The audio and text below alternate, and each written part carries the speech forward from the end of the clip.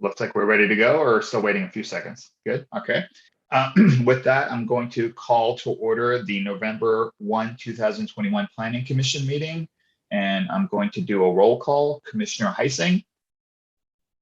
Present. Commissioner Labange. Commissioner Labange. Present. Can you hear me? Yes, now we can. Thank you. Commissioner Maggio. Present. Commissioner Mason. Present. Vice Chair Radnich. Present. And Chair Farzan is present, and Commissioner Sturm is excused for this evening's meeting. Moving on to item number 3 in the agenda, public comments. Do we have any public comments for something not on tonight's agenda or an upcoming agenda? If you would like to make a comment, go ahead. Use the raise hand function at the bottom of your screen. If you're calling in, hit *9. Seeing none. Thank you. Item number 4 is the consent calendar, and we do not have any matters under that. Item number 5 is continued public hearings. 5A is HDP 19-21, Hamid Razapur, owner, R10 zoning. And do we have a staff report, please? Jonathan Fox is coming in and will provide you with that report. Thank you. Welcome, Jonathan. Hello. Good evening, Commissioners. Our continued public hearing is HP 19-21. It is for the construction of a new single-family residence on a recently created parcel that was formerly part of 820 Acalanes Road in the Hillside Overlay District. For reference, the application that approved the subdivision was minor subdivision 501-19 that was approved by the Planning Commission for a 1 to 2 minor subdivision, 1 lot becoming 2 lots. That was approved in 2020. The Commission last heard this project on October 4th, 2021, where they provided comments of varying degrees of comments on the massing. The Commission was generally supportive of the siding, but provided comments that, in summary, the house appeared too massive from Acalanes Road, and some modifications could be made to have the residents better fit the neighborhood. And in response to those comments, would you mind allowing screen share, Greg? I'll show the applicant's resubmittal. They followed the commission's, one of the commission's more specific directions, and that was to bring the roof line down, the max ridge, to be in line with the main roof line, to simplify the roof line and to get some building height reduction. So previously, if you've seen the staff report, there was a secondary ridge at the second floor. That maximum ridge was 29 feet 9 inches. They've have it one consistent roof line at the second floor. Now that brings it down to 28 feet. So that's the only revision that was made. Staff finds that even though that revision is pretty minor, it's a just under 2 feet change. The change in massing is pretty significant. Simplifying the roof line, I think it was Commissioner Sturm's previous comment. Staff would agree that it simplifies the roof line, and instead of having 3 different pieces, it presents just two floors instead of a 3rd piece sticking out from the top. So even though that modification is a step in the right direction, staff finds that there is additional modifications that needs to be made to the massing that can be made at the design review commission level. So if you look in the conditions of approval, there's specific direction to the design review commission to take a look at staff's previous recommendations for reductions in building plate height, roof pitch, and also to take a look at the front elevation, this particular 2nd story component, as well as the commission's standard things, landscaping and colors and materials. All those things can help reduce the massing and have the applicant continue to the next step, but ensure that design review commission addresses the planning commission's comments. So staff's recommendation is for the commission to review the project, conduct a public hearing, and adopt PC Resolution 20-21, 2021-19 approving the project subject to conditions. Here for any questions. Thank you, Jonathan. Do we have, looks like Commissioner Mason has the first one. Jonathan, I've got 3 questions in increasing order of concern. Let me just go through all of them and then you can handle them or pass it on. First one is on your staff report, sheet 5 of 6, you reference this as projects to be accessed by a concrete driveway. Now, I know we talked about crushed granite for at least part of it. Does this represent a departure or is that just a carryover comment? That's a carryover comment. It should be gravel for Okay. their changes. The second one relates to, ties back to one of the letters that was written. I noticed on your staff report, sheet 2 of 6, under tree permit requested, you have both box yes and no checked. And so the comment was, the question was whether or not the arborist report is complete.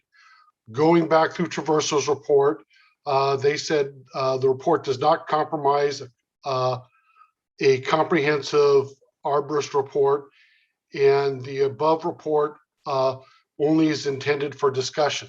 Well, we are well past discussion stage. The second concern was they specifically state that they did not make a current site inventory. They're relying on a 2-year-old site inventory.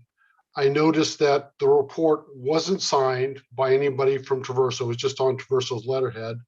They also have listed tree inventory and assessment by Tim Garadelli in 2019, but the current inventory is signed by Jennifer So, certified arborist. So the whole question is, one, does that meet the what was intended? And then as a side note, I've got tree 243. The letter states that they believe that the tree is misidentified.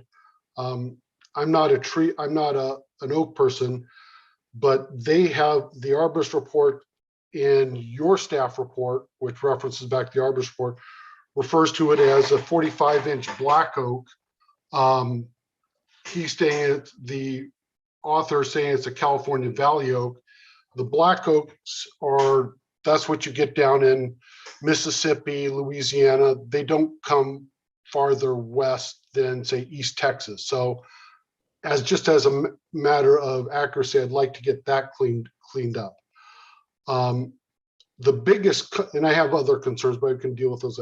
The biggest concern was the allegation in one of the letters that the site map is off. Everything we do siting is based on that. I went out there today and with the tape measure and using the back corner of the garage where I have, which is the story pole and the a surveyor stake. I measured 10 foot 6 inches to the top of creek bank. The author mentioned 11 feet. Both of those are less than the 12 feet required. Additionally, the civil plan, I just roughly scaled it off, has the 12-foot creek setback line 3 foot 10 inches off of that back corner. So that puts the top of creek bank off by 5 feet from where it's staked to where it is on the plans. And no matter how I measure it, I can't excuse 5 feet. That puts it to the center of the creek. And if that's off, then the concern I have is that everything else, I don't know what else is off, and I don't feel comfortable at this point, that we can make the findings. And that's it for now. Okay, so thank you for your comments, Commissioner Mason. It does need a tree permit, so that was an X on the staff report that was left over. It does need a tree permit. It's absolutely within the commission's purview to ask for a more updated arborist report. I found it acceptable because it provides recommendations based on the trees that are within the area. It gives the health and structure of the tree, and then gives a recommendation for either retaining or removing it, depending on how close they are to the building site. But it's completely understandable. I think the commission can ask for something more updated, and certainly if you found some errors worth the report based on your experience on the site, I think that is something you can ask for as well. And then as for the species of the tree, we can have the applicant confirm that for 243.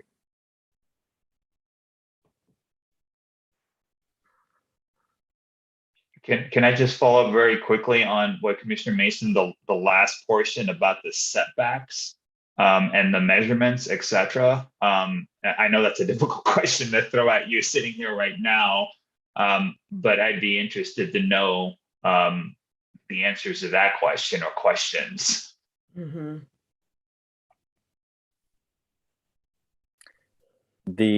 I think I heard the question as there's a discrepancy between what is in the report and what is in the field. Actually, the specific comment was from the letter, which I went out to verify, is that the creek as shown on the civil plans is not where the creek is currently.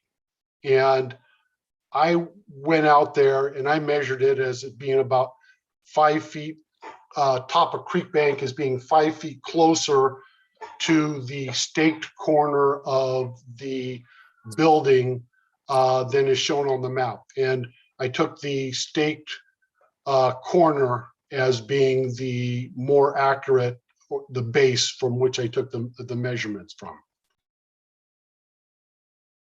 And are you, I'm sorry, you're asking for that to be revised on the plan?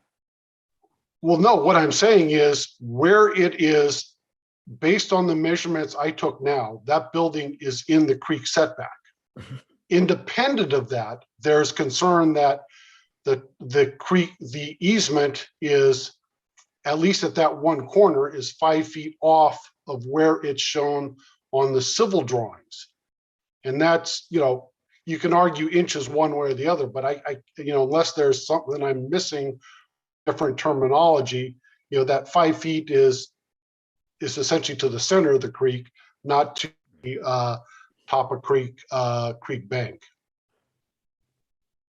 So perhaps we can have the applicant address that, because they're the ones who have provided the plans and staked out the site, and there may be some explanation that they can bring to bear, or we can ask them for additional clarification in terms of revising the plans, et cetera. Yeah, that's what I intended all along. But since we're talking about citing, everything else flows from that. Thanks. Thank you. Do we have any other questions of Vice Chair Radnich? Thank you, Chair. Jonathan, I feel like last time in the meeting on the 4th, we were discussing kind of just concern of if currently the portion of the driveway closest to the protected tree was gravel, what would prevent someone down the road from paving that? Can you point me to the condition of approval, that would require them to maintain it as gravel, or anyone in the future to maintain it as gravel? Or if it's not in there, can we add that? We can definitely add it. Excuse me, pop-up window. Generally, there's a condition that any changes need to be reviewed by staff, but we can certainly add that as a specific one. Yeah, because my concern would be that if staff turns over or somehow it just gets missed down the line. So I would appreciate that if others are in favor of that. Thank you. Yeah. Commissioner Maggio. Yeah, just to go along with what Vice Chair Radnich was saying, I just noticed that the Quercus lobata, the Valley Oak in front of Fire Station 16, just died and was just removed. And I think it's a product of the construction. of the fire station, and I could see Gina Telovich right there going, oh, I told them to protect that setback. And so it's something we really do need to happen. The majority of the trees on that site are indeed Quercus lobata, like Greg had mentioned. So they really don't like the compaction or any disruption of the roots. So that's a really excellent point. Thanks. Do we have other questions? It does not appear. So I have a couple of questions, Jonathan, and I just want to make it's mostly from my understanding. Looking at 4 of 5 of the staff reports, specifically related to 6-725C, single family residential findings exceeding 17 feet in height. And then A and B, specifically B, the structure is so designed that it will appear compatible with the scale and style of the existing neighborhood and will not significantly detract from the established character of the neighborhood.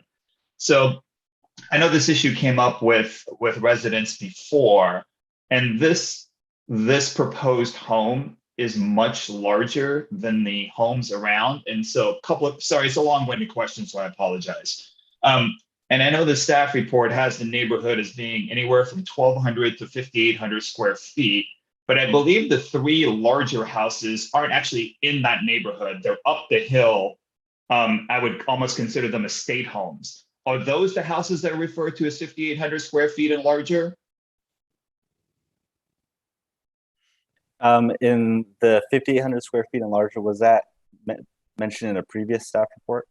Yeah, I believe it was in the previous one. The neighborhood description was between 1,200 and 5,800 square feet. But if you're looking actually where the home is in the neighborhood, those houses aren't remotely that large. If you go up the hill, of course, Mr. Razaport's house, which has been subdivided, that's a large house. It's an estate house up on Akalani's, and there are 2 more on Akalani's. But in the actual neighborhood where this home will go, they're not remotely that size. So I'm just trying to figure out for comparison, what is considered to cover that section 6-275C the scale and size of the existing neighborhood. Does that question make sense generally? It does. And I think it's up to interpretation. When I gave the reference for sizes of homes, I used all adjacent residences. Okay, got it. So obviously the large house being Mr. Razaport's house up the hill, which is then subdivided, that's the large house because it's adjacent to this property. Yes. Okay. So then help me understand then how I'm just trying to understand how I'm going to be able to make that finding under 6-275CB compatible with the scale and style of the existing neighborhood. I said during the last meeting, I actually think it's a beautiful house, very nicely designed, but it's massive where it sits as compared to the rest of the neighborhood. So obviously these are objective, so I'm trying to make an objective decision, but this house is going to stick out as compared to the other houses around it. So that's the one part I'm having difficulty making that finding. So help me in terms of how I'm supposed to view that.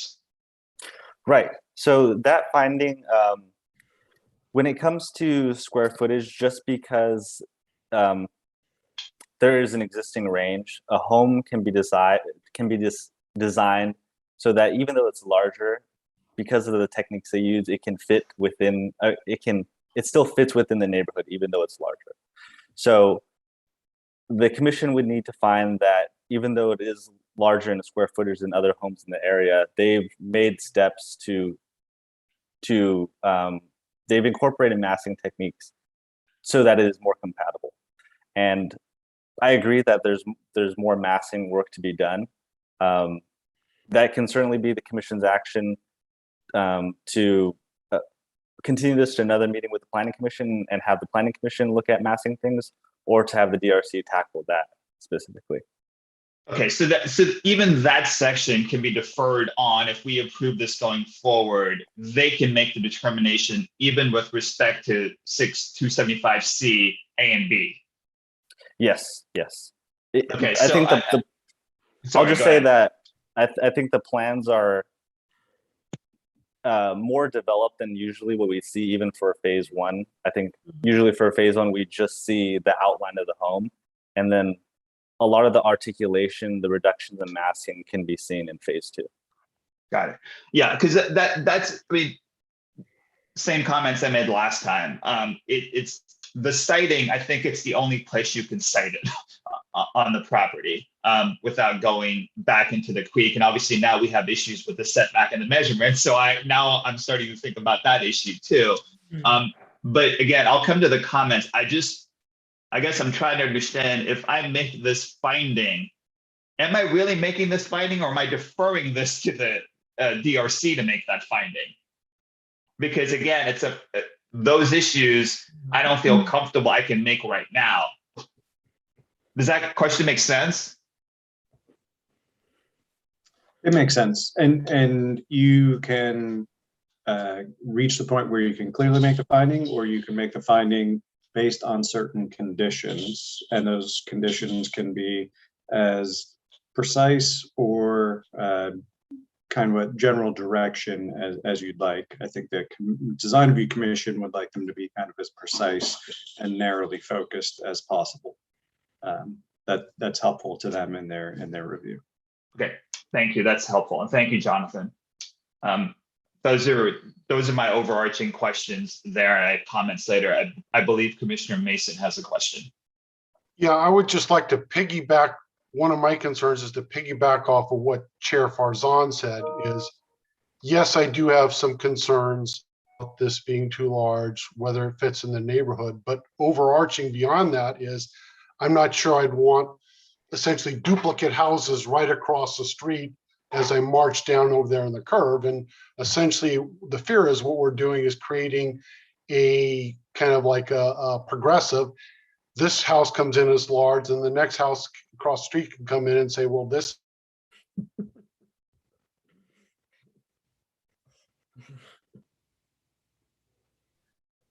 You went on mute there in the middle, Commissioner Mason. Okay, sorry. So the concern is that, sorry about that, is that whether I look at this house, the concern is that, hey, does this house fit in with the neighborhood? And for me, I look at it as more as an immediate neighborhood, the houses that directly I see when I'm standing there on the property. So the uphill one and the ones 2 or 3 houses back across the street, which are more estates, I don't consider. And the concern is that, hey, I look at this one as too massive, but then the house across the street comes in and says, hey, well, we're the same neighborhood, we can be every bit as massive. And the ones next to it, then all of a sudden I've changed the whole complexion of the neighborhood. And is that, can I look at it that way? Or can I just say, hey, I want to keep everything about the same on that street? So compatibility has always been a challenge to define. It has been subjective, and I think just the term in and of itself is will always be partly on the eye of the beholder. And I think there's been a long trend of home sizes kind of creeping up and getting larger in Lafayette. And what the commissions have found heretofore is incremental change is kind of palatable to the community, but dramatic change is very hard and difficult to accept. So, and to Jonathan's point, the House Size Study Committee, 15 years ago, identified that homes can be large in square footage, but have a relatively small or modest appearance to the street because of the way that they are designed. Or to the kind of the opposite circumstance is a relatively small home in terms of square footage, but presenting very large to the street because of the way it's designed. So it comes down to what the commission is comfortable with in terms of kind of that increment and the design features that are brought to bear on the design in terms of how the commission sees that finding.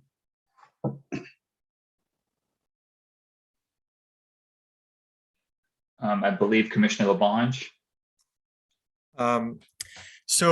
We've talked about this before on a different, couple different ones. And I think I brought up once before that my house is narrow in the front, so it has modest with relation to everyone else. And I remember the first time I went in it, I was surprised. Oh, it's bigger than I thought, you know? So my point being, it seems to me that there would be a somewhat of a mathematical way or quantitative way to measure. And I'm just throwing this out there as something for us to think about. Maybe from the center line of the street that it's in front of to the dead center of the house, it's going to take the width and the height, and then therefore it's the perspective. So the farther back it is, that diminishes. The closer it is, the bigger that is. And if you were to do some kind of metric like that, then you could have taken an average of a neighborhood.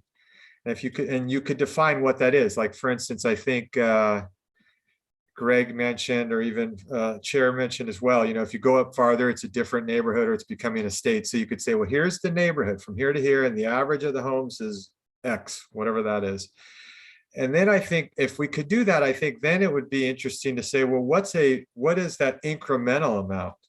Is that 10%, 20%? Because if we could do that, we could quantitatively say this is the incremental amount that we find comfortable. And then the next time this comes up, it wouldn't be quite as subjective. It would hopefully fit in line with that, you know? And so I would propose especially if we're going to have the design review committee do this, I would want to give something a little more concrete than, you know, just try to make it smaller, because I agree that feels like we're pushing that off without really, if we do that. So my suggestion, and I guess I would ask staff before we go down the rabbit hole I've just suggested, have you ever looked at anything, or has that ever been even attempted? And I don't want to create too much extra work, but have you guys ever done anything or heard anything like that?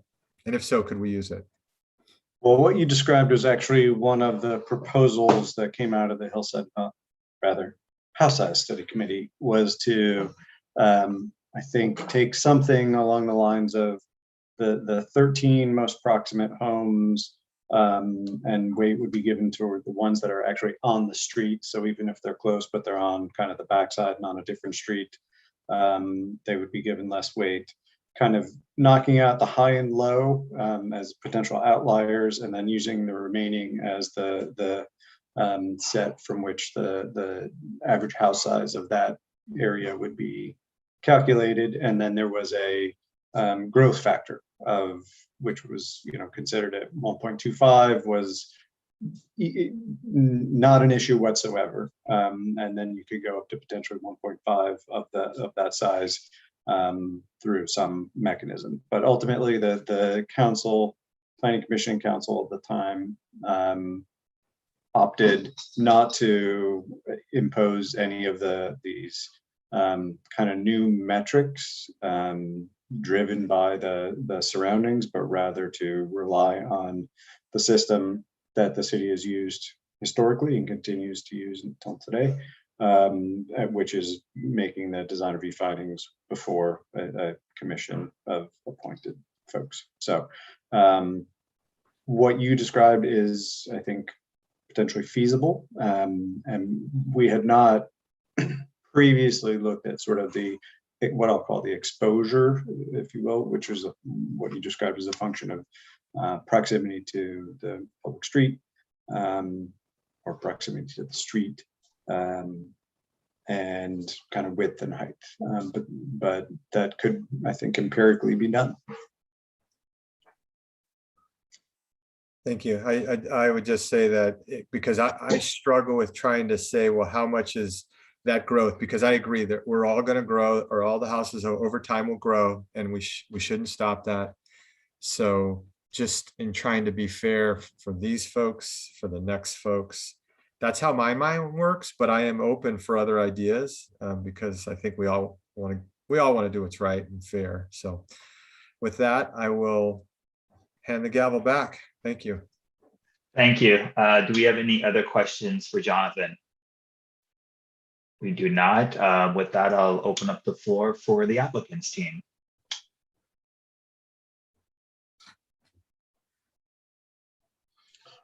Jeff Potts has raised his hand, so we'll let him in first, presuming that he is part of the applicant team. He is.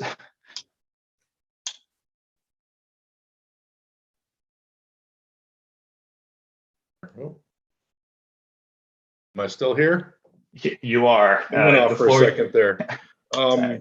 We do have the applicant on the call, and the civil engineer has jumped on based on the question about the site plan and the creek setback and location. So I will defer to him on that. You know, when it gets to the house size discussion, it's a very interesting and open-ended conversation. I mean, there are existing homes in the neighborhood that are larger. It, I guess, depends on who's defining the neighborhood and how it's exactly defined. And are we now setting a standard for what's compatible size and scale? Is it the same size? Is it 1x? Is it 2x? How do we determine these sizes? And what happens when the neighbors come in and they want to make their houses bigger? How do we determine the size of that they're allowed to make their house? I would say that, due to the site constraints, this house is wider than, it otherwise probably would be. But it's significantly shallower as well. And it's going to be, viewed as you come around that curve, whether you're walking or driving or what you're doing. And the shallow nature of the house will diminish the massing from many views of it, aside from a direct elevation that we're looking at, which is, not truly what anyone's really going to see in a perspective view of a house with many layers and plane changes and things on the front of it. So I think that's kind of, something that we need to sort of keep in mind as we're looking at it. There's also going to be 25 additional trees planted on this site, which, many of them will be in front of and around sort of the perimeter of the site behind the walk there that's being maintained. And so there'll be a further diminished view of the house. We did look before at carrying that porch across in front of that two-story element. I don't think we have any issue with kind of exploring that a little bit further to break down that one sort of more large massing element. And, we can play with some heights in some other areas. I think the change we made was significant. It allowed us to keep the style of the house and keep it all true to the style, while adding a shallower pitched piece of metal roof, there to actually give it a, a little accent element above the roof at the porch. So, with that change, we, pulled that house down almost 2 feet and did simplify the roof. So, I think we can continue to fine tune some things prior to and with the design review. We would like to be able to move forward at this point. And again, I'll let Lou Carpenter from CBG discuss the creek setback and story pole and staking questions. Thank you.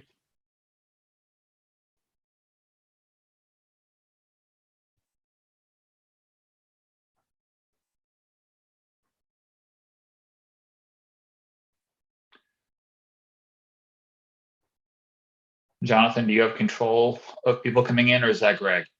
That would be Greg. I think Tim Cotton and Lou Carpenter, please. Coming in. Well, it's not taken with Mr. Cotton or Mr. Carpenter. Okay, Mr. Carpenter seems to, it's now taken. It's just a little bit of a delay.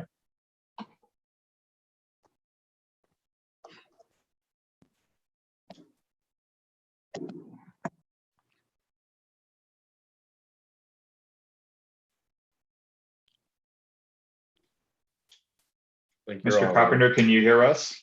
Yeah, sorry, just logged in. Okay, You are great. on. The floor is yours. someone's got to give me some help. I don't even know what my floor is here for. Okay, well, Mr. Pod said you're going to address the setback issues with respect to the creek and the measurements. Yeah, I'll try to give you the highlights. There was some field measurements done by, I believe, a neighbor and one of the commissioners, and there was some concern with the location of the creek versus perhaps the story poles.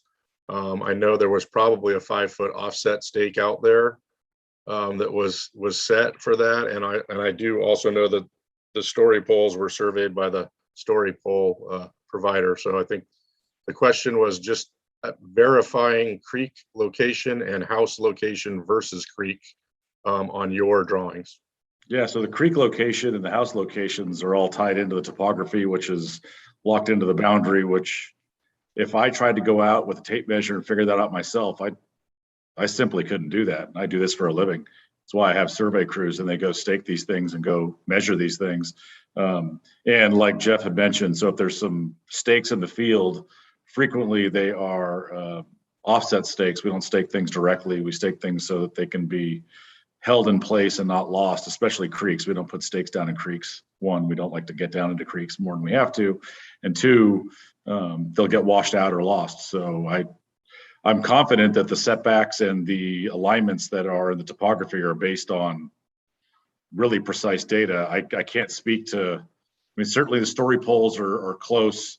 They're not surveyed in like a final structure would be. We're setting things down to the nearest 1/10 of a foot, 100th of a foot often. So having not seen what they measured or how they measured it, I can't speak to it. But for instance, if I wouldn't send one of my staff out there to go do that and expect they would have any chance of getting it close, especially out there. If you're on a square lot in a traditional subdivision, you have the ability to pull off of a couple of known lines. But for something as complicated as this, where the road's curved, there's not a straight line out there. It's really difficult to do. So I can tell you that the stakes, excuse me, the plottings and the sections that are drawn in there that I did, I'm confident in. I can't really speak to everybody else's stuff. I don't know where it came from or what its basis is. Commissioner Mason, I think he had the questions related to that and did some of the measurements. So I'll open up the floor to him. Your mute's on, sir. Yeah, thank you, Lou. The specific question, and this is what I went out there to verify, was the back corner of the garage, the corner of the building. Yep. There's a surveyor stake there and the story poles right at the same place. I used that as a base. I went back off your drawings, and granted, you don't scale drawings, but it looked like the creek setback line was about 3 feet 10 inches off of that back corner. When I went out and measured there from that back corner to top of creek bank, I came out at 10 foot 6 inches. Somebody else measured it and came out with 11 inches. And if that creek setback line was 3 foot 10 off of that back corner, then that puts the top of creek bank about 5 feet off of where it should be if I'm using the staked corner as probably the most accurate. And that's where the concern came from. Somehow I can a hundredths of a foot, a few inches, half a foot, I wouldn't worry about, but 5 feet seems to be something I'm missing there.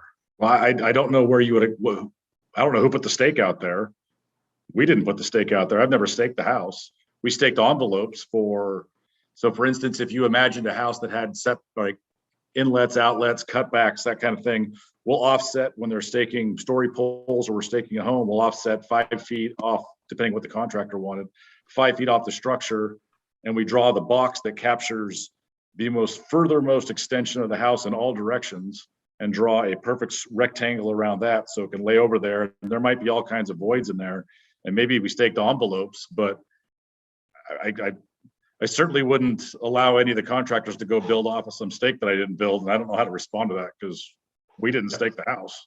Yeah, please understand, I'm not issuing a questioning you. I'm just saying that between the stake and the story pole and your drawings, there seems to be I'm missing 5 feet someplace. Yeah, and Yeah. I can speak to this, I can speak to the drawing, I can speak to the topography and the boundary, and I can speak to my calculations.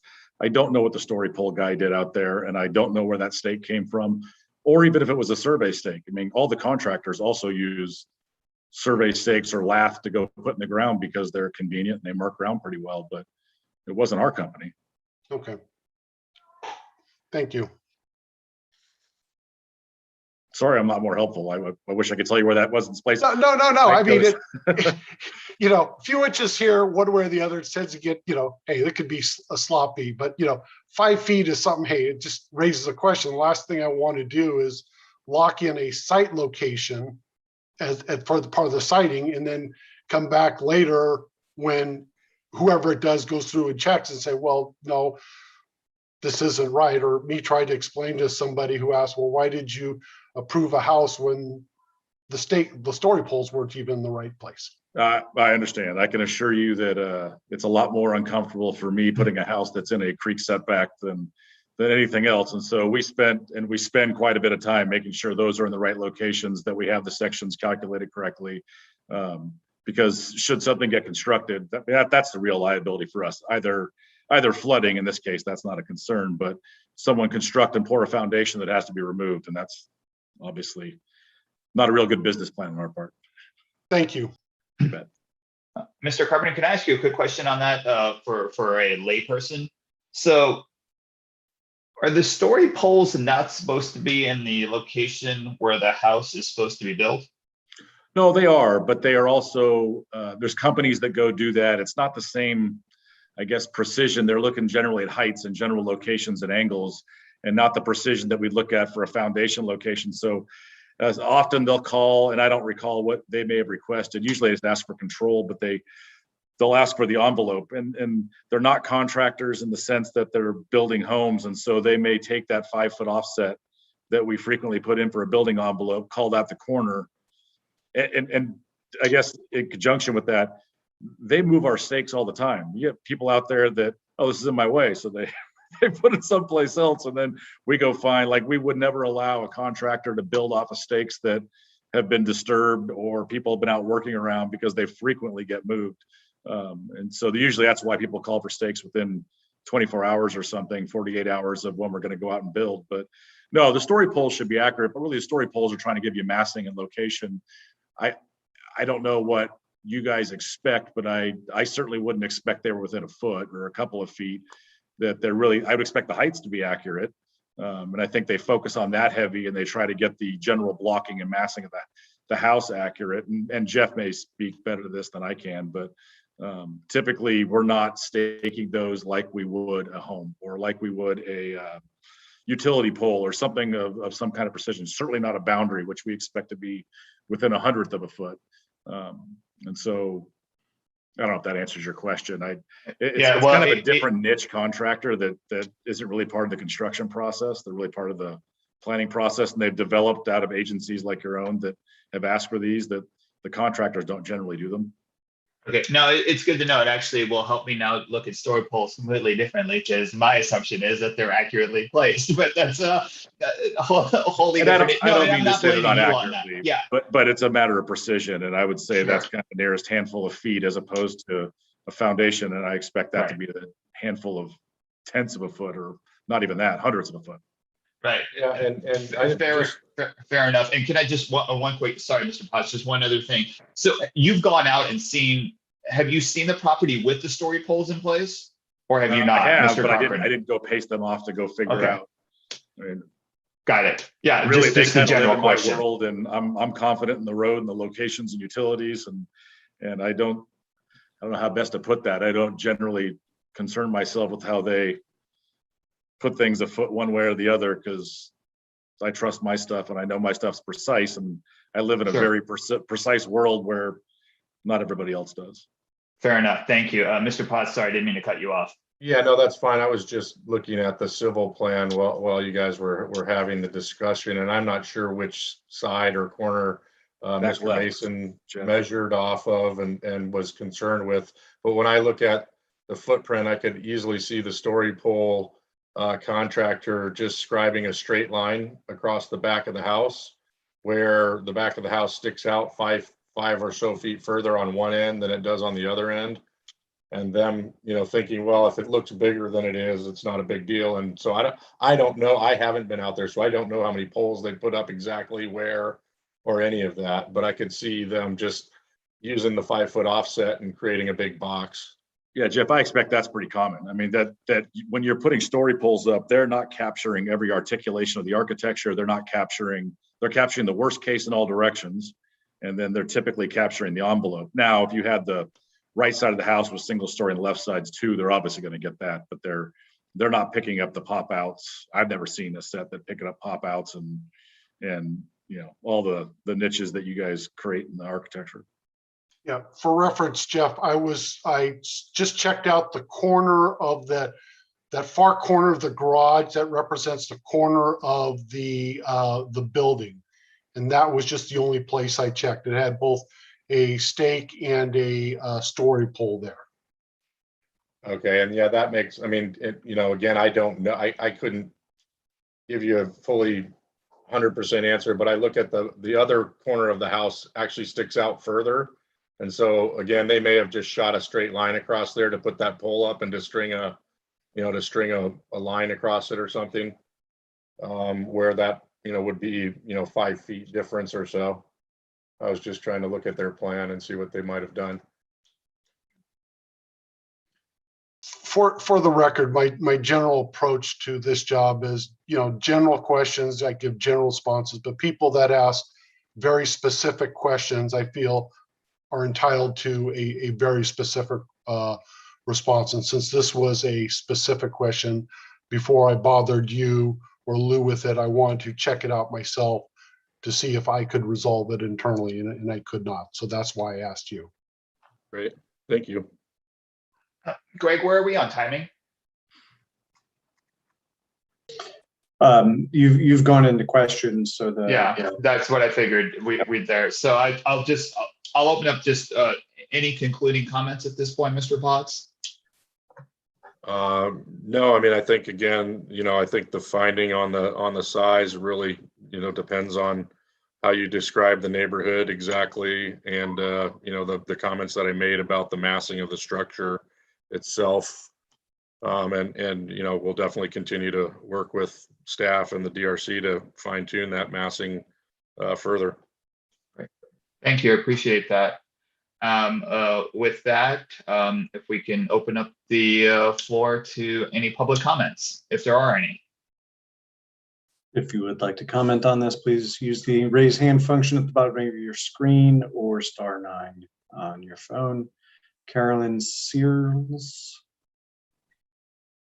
is the first up, coming in.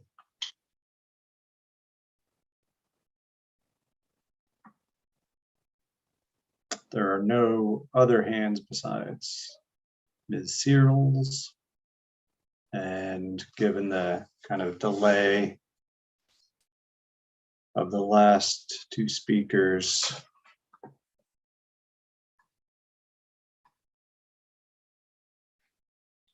Audrey Weinstein is also up in the queue. So you'll be next.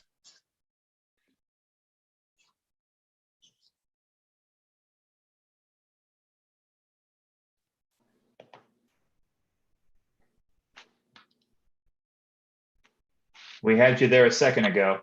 Yeah. There you are. Good evening. You have 3 minutes, so the floor is yours. Thank you.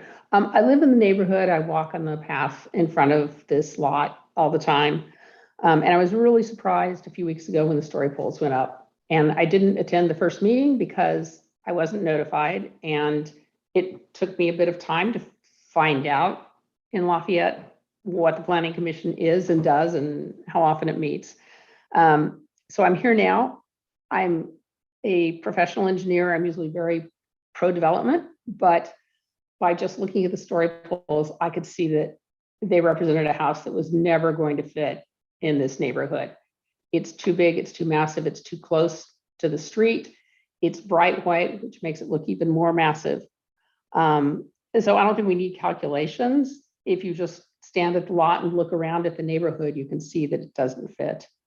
In my letter to the staff, I referenced some design review guidelines that I understand now the design review committee would address, but I think that the planning commission should address the siding and the massing. There are possible errors in the siding, and I think the massing is too big. And so I would urge the planning commission not to pass the buck to design review, but not to approve it. Thank you. Do you have any questions? Commissioner Heising has a question for you, I believe.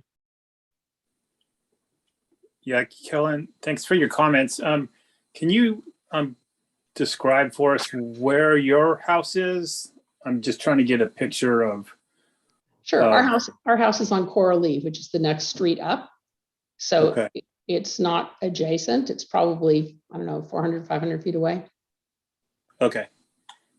Okay, thank you. Mhm. That was the easiest question he's ever asked. Are there any other questions? It does not appear so. Thank you very much for your comments. Okay, could my husband also had some comments? Can I just hand the computer to him, or do you want to come back later?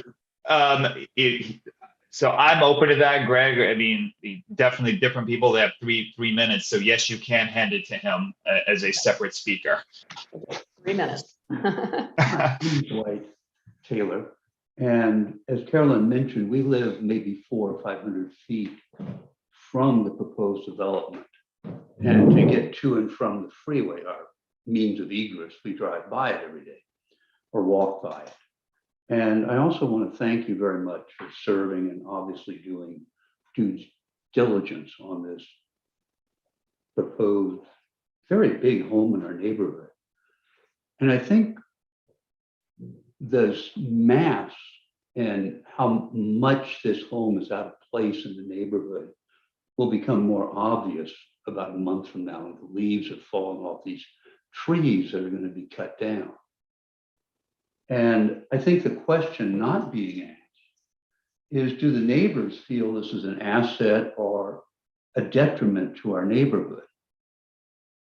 I obviously feel it's a detriment. And I think before any motion to pass or not pass is made, we should be notifying, or the commission should be notifying the neighbors within maybe 1,000 feet of this residence and soliciting a vote of these neighbors and what their thoughts are about this. Because it's being developed by someone from out of town who's a speculator, not someone who's going to live here. And so I urge you to further consider what's being done here for the sake of our town and our neighborhood. And thank you. If anyone has any questions for me. Do we have any questions? I have a quick question. Can you just say your name for the record if you don't mind? Oh, I thought I did. I'm sorry. You may have, I may have not heard you. Okay, it's Dwight Taylor. Great, thank you very much. And thank you so much for serving on this. Thank you. Thank you very much. Audrey Weinstein is the next speaker.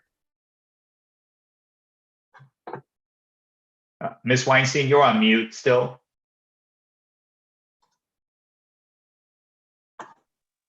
Thank you for your time and effort in doing this. And I'd like to echo what Dwight and Carolyn said. I live on Black Forest Court, and I come right out looking at this thing, and I get this modern farmhouse. A lot of people are building houses like that, but you really should be building this on a flat lot in a different area. It just stands out like a sore thumb.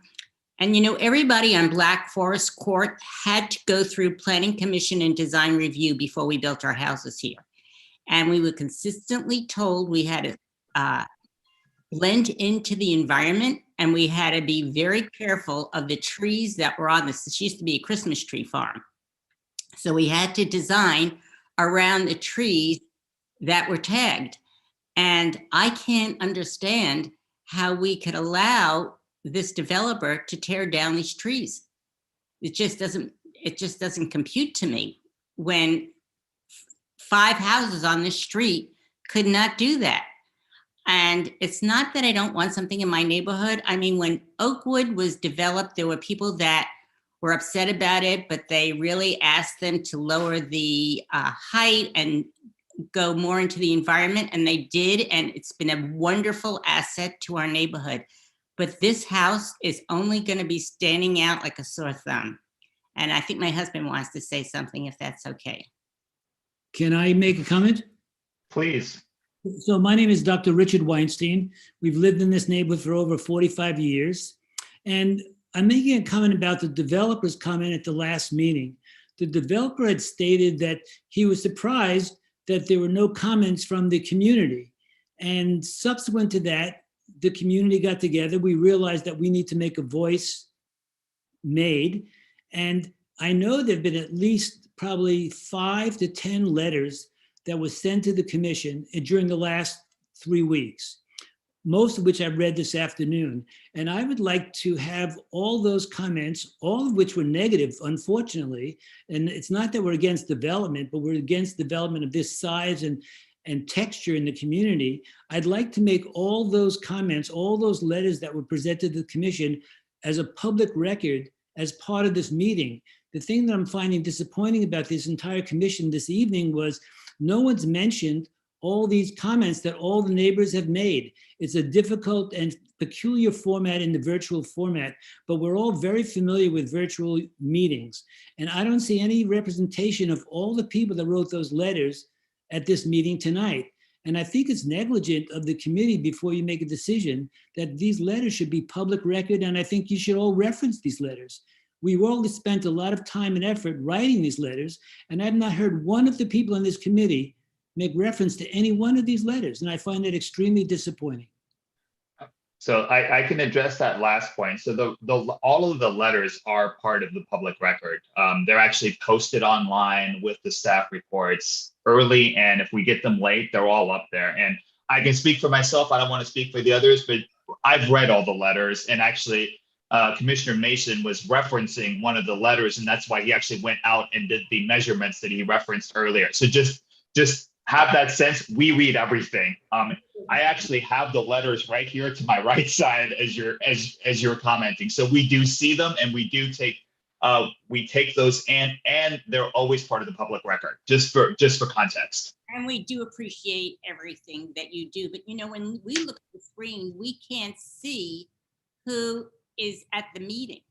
We don't know how many of our neighbors are attending this. There are about probably at this meeting tonight, at least 10 to 20 of us families who've lived in this community for the last 30, 40 years.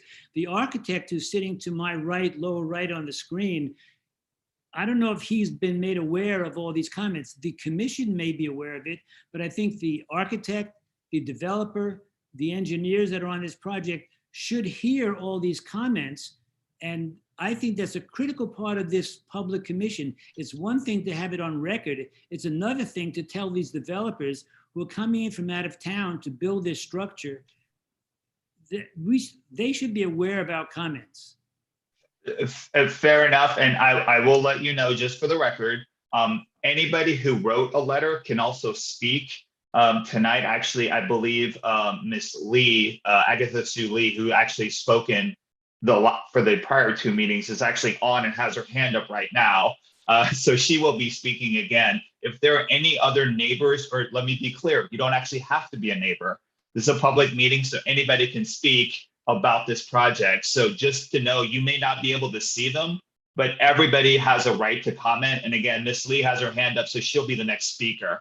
And I believe Commissioner Mason has his hands up. He might have a question for you. If just 1 second, Greg, go ahead, Greg. Sorry, go ahead. Before I leave, could you make a statement? I'm listening, and we've been on since the very beginning. I have no idea of how many of my neighbors and friends are on this site. We have people that are down the desert that are listening. Could you, for the record, state how many people are attending this virtual meeting other than the commissioner and the developers? There are currently Yeah, 13 panelists and 8 attendees. I'm not able to parse in this moment who the attendees are, but I will assure you that every public comment that is written and submitted to the city is shared with every member of the Planning Commission, fellow staff, and the developer team. So it is not that we withhold those comments from anyone. They are actually shared broadly, widely, and available to all members of the public as well. We appreciate and that, we and really thank you. appreciate But I service. just think You're as a public record, especially to the architect, that there should be, it should be stated that if there are 13 of us, let's state that there are 13 of us that are participating. And thank you. You're welcome. And I'm not included, I haven't checked YouTube. We run a secondary stream on YouTube, and there are additional attendees there. I will look and report that up. Thanks for your comments. Agatha Sue Lee. Just one second, I believe Commissioner Mason may have a question for the Weinsteins. Dr. Weinstein, anyway, thank you and your wife for your comments. I just want to assure you that as speaking for the commissioner and for myself, we all take everybody's concerns very seriously. We've had meetings where we've had over 200 letters, and I personally have read all of them. We also accept that not everybody feels comfortable speaking on camera in front. And I don't know the extent that how much people have tuned in just for a little bit or for everything, but you've probably gathered from our comments, we have a lot of concerns about size and massing, and that was a common theme throughout all our letters. I specifically raised questions that came in a letter from a Dwight Taylor, and I don't know where he is relative to you. He had questions on both the trees and the accuracy of the story poles. So, the projects that go the smoothest are the ones where there is close crosswork in communication with the neighbors. However, that's not something we can mandate, and it's in nobody's best interest for everybody to be caught by surprise. But we are trying to do our best and trying to make sure that your concerns are addressed. And as somebody who's lived in Lafayette since 66 or 67, I share your concern about how this is translating. So thank you for your comments. Know that the notice that went up was on a tree in front of Sue Lee's house that you can't see unless you're walking on the road where it's dangerous. But my final comment is, and I appreciate all your time and effort, is one of the commissioners mentioned percentages that to quantify things more accurately. What I found interesting when I went on the site to look at the letters, 100% of the letters, there was not one letter that was written that was in favor of this project. So 100% of the comments, and I didn't count how many there were, but I read about 10 of them tonight. And when 100% of the neighbors are not in favor of a project, I think that's historically meaningful. And I think that's should be part of the consideration of the decision that the commission makes. And I thank you for your efforts. Thank you for your comments. I believe Ms. Lee is next.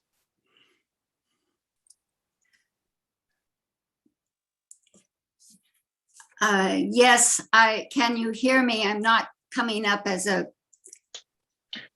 We can hear you. Your video's not on, which is perfectly fine, but we can hear you.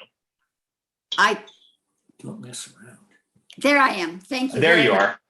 Thank you.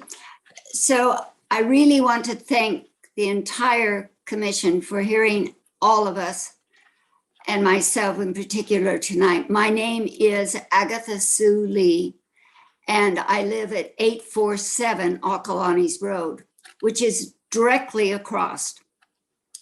There has been so much confusion since the lot split that was granted to 820 Ocalanis Road.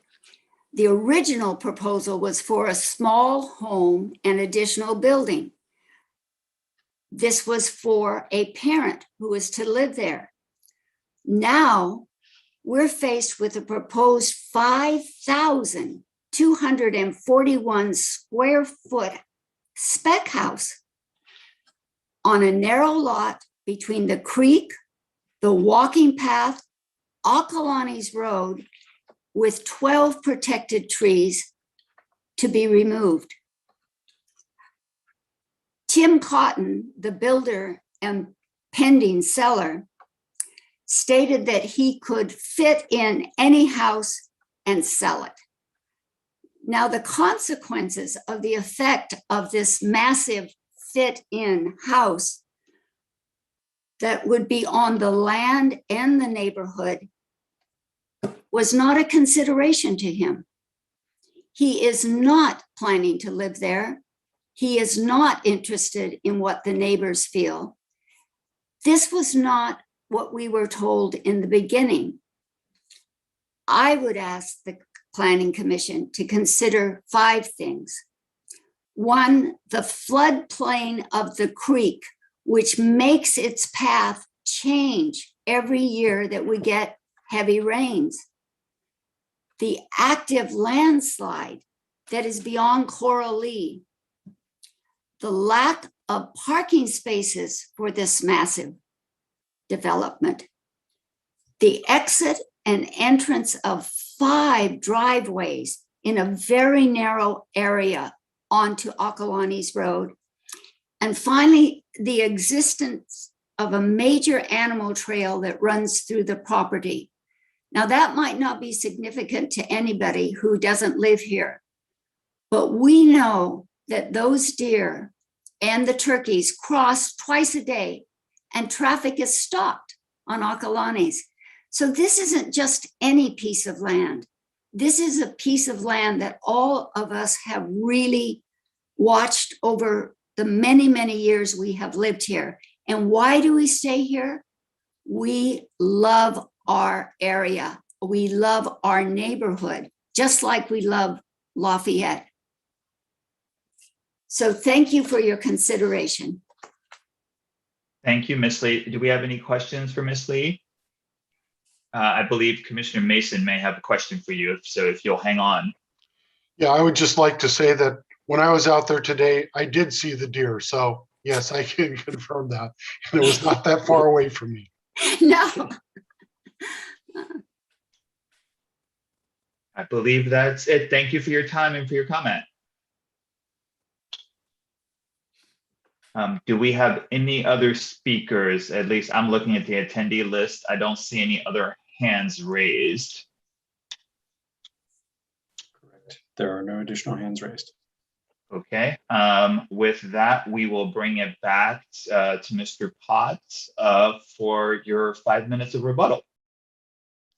Great, thank you very much. I don't have any major rebuttal comments. I would like to just make sure and state that this is not a 5,200 square foot house, it's a 4,200 square foot house. So the size of the home is being exaggerated. A smaller house, whatever size, would still have a driveway coming out onto Akalani's Road and still have the same traffic impact. And, you know, as we talk more and more about the size and compatibility with the neighborhood, I just wonder, this is a 69,000 square foot site. The lot coverage is about 7%. The FAR is less than 10%. An equal piece of land just adjacent to this project would have 4 homes on it, which would create much more mass, much more density, much more visual impact. So I think when we start talking about compatibility, you know, if you want to put some metrics in place, lot coverage, very standard metric, FAR, very standard metric, height, very standard metric. Based on all of those metrics, this house is not nearly as large as it's being portrayed to be versus the size of the site that it's going on. So I just want to kind of reiterate that the finding is there with houses in close proximity that are larger than this house, with the massing, you know, from all sides of the house, not just the front being taken in consideration, and with the size of the lot and the lot coverage and the FAR that are resultant of that taken into consideration. And I think with that, Thank you very much, and we'll listen to your comments here. Thank you. Before you sign off, I'm going to see if there are any questions for Mr. Potts. That is, yeah, we do. Vice Chair Radnich. Thank you, Chair. This actually might be a question for staff. I think it's for you, Mr. Potts, but queue up staff just in case. I do hear what you're saying, that it's a large site and that the house is currently proposed to cover 7% of the site. So I'm hoping staff can help remind me why then the house is cited right here specifically. Is there any possibility that there could be a bridge over the creek and the house can be on another portion of this site? I feel like this came up back in 2020 when we were looking at this, and I do remember specifically this portion of the property being the portion that we were considering at that time, right, when the smaller house was being proposed. So Jonathan or Greg, are you able to remind us why the house is being proposed specifically here? Because I think that leads to my next question. Sure. Some of the benefits are the topography. So the topography and slope increases as you go deeper into the lot. It would require a creek setback exception to construct a bridge over the creek. It would be, I think, more damaging to the natural features of the property by extending the driveway as you go more interior to the lot. The protected trees would still be a factor because there's trees all across the property, but those are the ones that come immediately to mind. Okay, thanks. So my interpretation of what I'm hearing is that yes, this house as proposed is 7% of the parcel. However, of the portion that is feasibly able to be developed, this house represents a much larger portion of that portion of the parcel, if that makes sense. So, okay, thank you. Just wanted to clarify. Any other questions for Mr. Potts while he's here? Commissioner Maggio. You're still on mute, Commissioner Maggio. Thank you. It's a comment and a question of staff actually related to FARs. It's my understanding that FARs are really relevant when the majority of the lot is buildable, and that is not what we have in this case with a creek and the topography. It would be very challenging to try and use the majority of this lot as a buildable lot. So I'm comfortable with where we've determined the siting for this property, but I don't see that the use of FARs or the reference on FARs is appropriate in this case. Would you, am I on the right track? If that's a question to staff about FAR or floor area ratio, yes. Lafayette, again, going back to the house size study committee, FAR was one of the tools that many communities do use. It is most effective in circumstances where the lots are largely buildable, flat rectangular lots, parcels that in similar size. In Lafayette has a broad variety of lots and lot types and constraints on lots, and you've mentioned several this evening, and so it would be challenging to define the buildable area of a site because some wouldn't meet those criteria whatsoever, and so then it's a function of trying to find the best solution in response to the specific site conditions. And that is, I think, why the challenges to build in Lafayette have gone kind of part and parcel with the kind of custom solution to fit the site. And that's why the design review process has been the best to date. So with that said, I would think that that 7% reference really isn't something that I'm going to factor into my evaluation of this project. Thank you. Any questions for Mr. Potts? Sorry, I had to laugh at the Vice Chair Radnich. This might be a question for Mr. Potts. Here we go.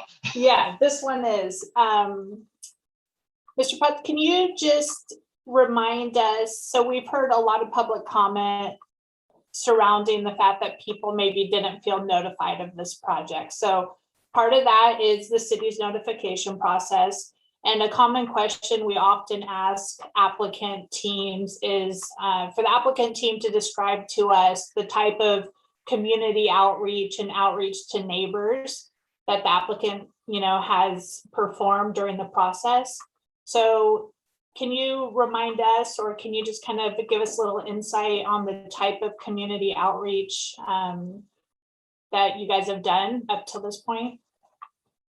I personally have not been part of community outreach. Okay, thanks. Do we have any other questions for Mr. Potts? We do not. Thank you for your time and your presentation, Mr. Potts. Thank you. With that, I'll bring this matter back to the commission. I'll open the floor. I think Commissioner Heising. Yeah, thank you, Chair. First, I'd like to start off by saying I wasn't at the previous meeting, so this has been great. In addition to reading the staff report, I visited a site, read all the resident comment letters, and just in general, I think this is a tricky site. We deal with a lot of varying degrees of trickiness in the sites we look at, and this is one of the trickier ones with a very constrained building envelope. So just to put it in perspective, the envelope here is not that great. So we're dealing with a defined area. Just some general observations I've seen based on looking at the previous plan set and the current one. I agree with staff as well as the architect that the change made, the almost 2-foot lowering of the roof height, I think that made quite a bit of difference in the appearance and the massing.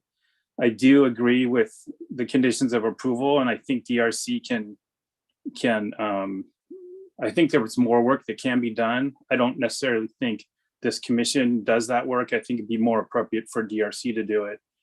And especially the one item with that, I don't know the name of it, but that piece in front that kind of pops out. I'd like to see that, I don't know what you called it, Jonathan, in the staff report, but that definition, or that where that first story roof line extends all the way across, so you don't see that big front massing. And one of the reasons, and I'll get to the creek in a second, but one of the reasons I asked one of the commenters where she lived is because I was looking at this one comment letter from Brad Aris, the Aris Dumas family at 833 Acalanes Road. And in his letter, he stated, representing the family, that they're directly across the street from the house. But then Miss Lee also said she lived across the street from the house. So I'm not sure, I don't have a map of the addresses up in front of me. I would imagine there's a couple homes on Acalanes that are across the street in some fashion or another. And I just am noting here on this Brad Aris letter that the main concern was about the trees. There was no comment about the massing of the house. There's a minor comment at the end about maybe a smaller house would impact the trees less, but it was the whole letter was about the trees and nature and everything. So that leads me to a question I have for Jonathan is, and just a note, I noticed the resolution shows that there's 12 trees being removed, but the staff report says 14. So we should probably just clean that up a little. And then what's the mitigation ratio? What's the number of trees being planted versus being removed?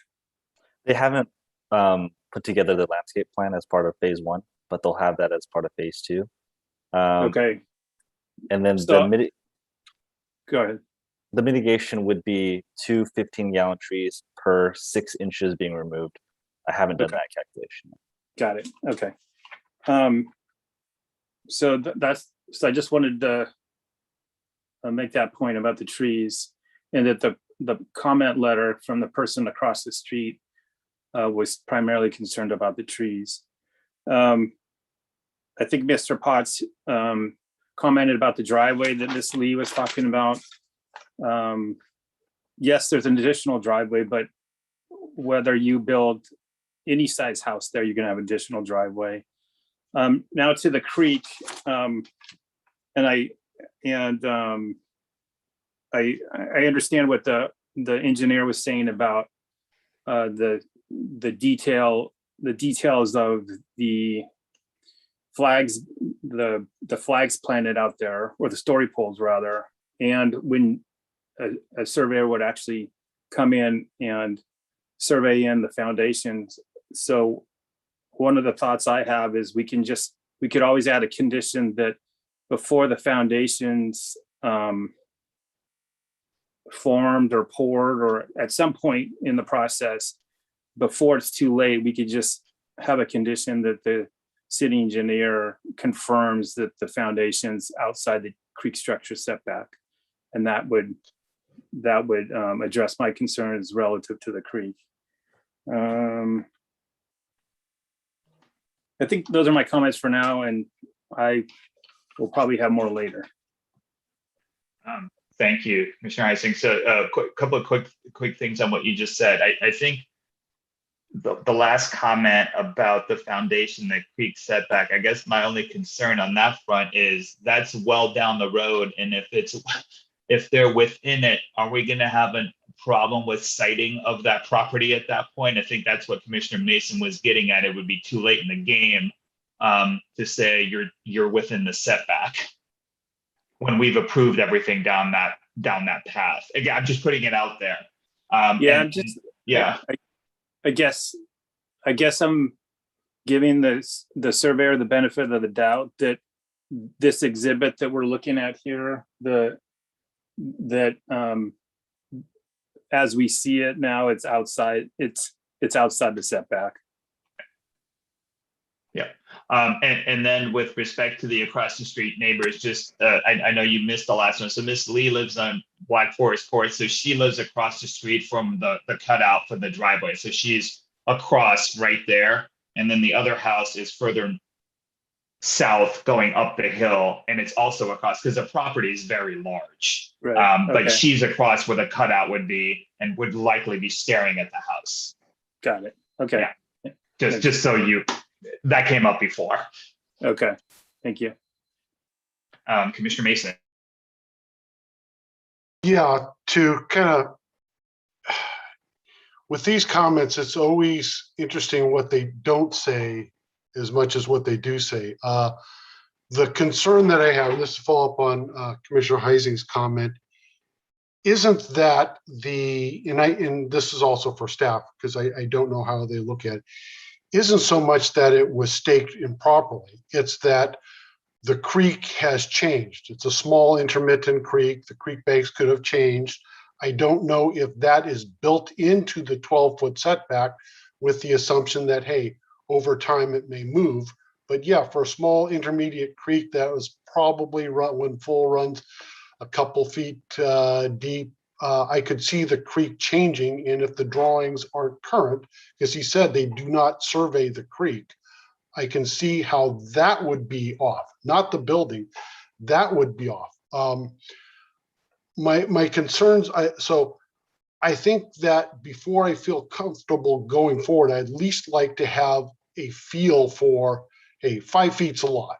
You know, what's correct, what isn't correct. You know, I'm not going to quibble over a foot. If they came in and said, hey, to make this work, we need a variance to be within 11 feet instead of 12 feet of the creek setback, I'm not so sure I would fight that. I just want to know what's correct, or close to correct. The second thing is trees are a concern for everybody. I think that we should have an arborist report.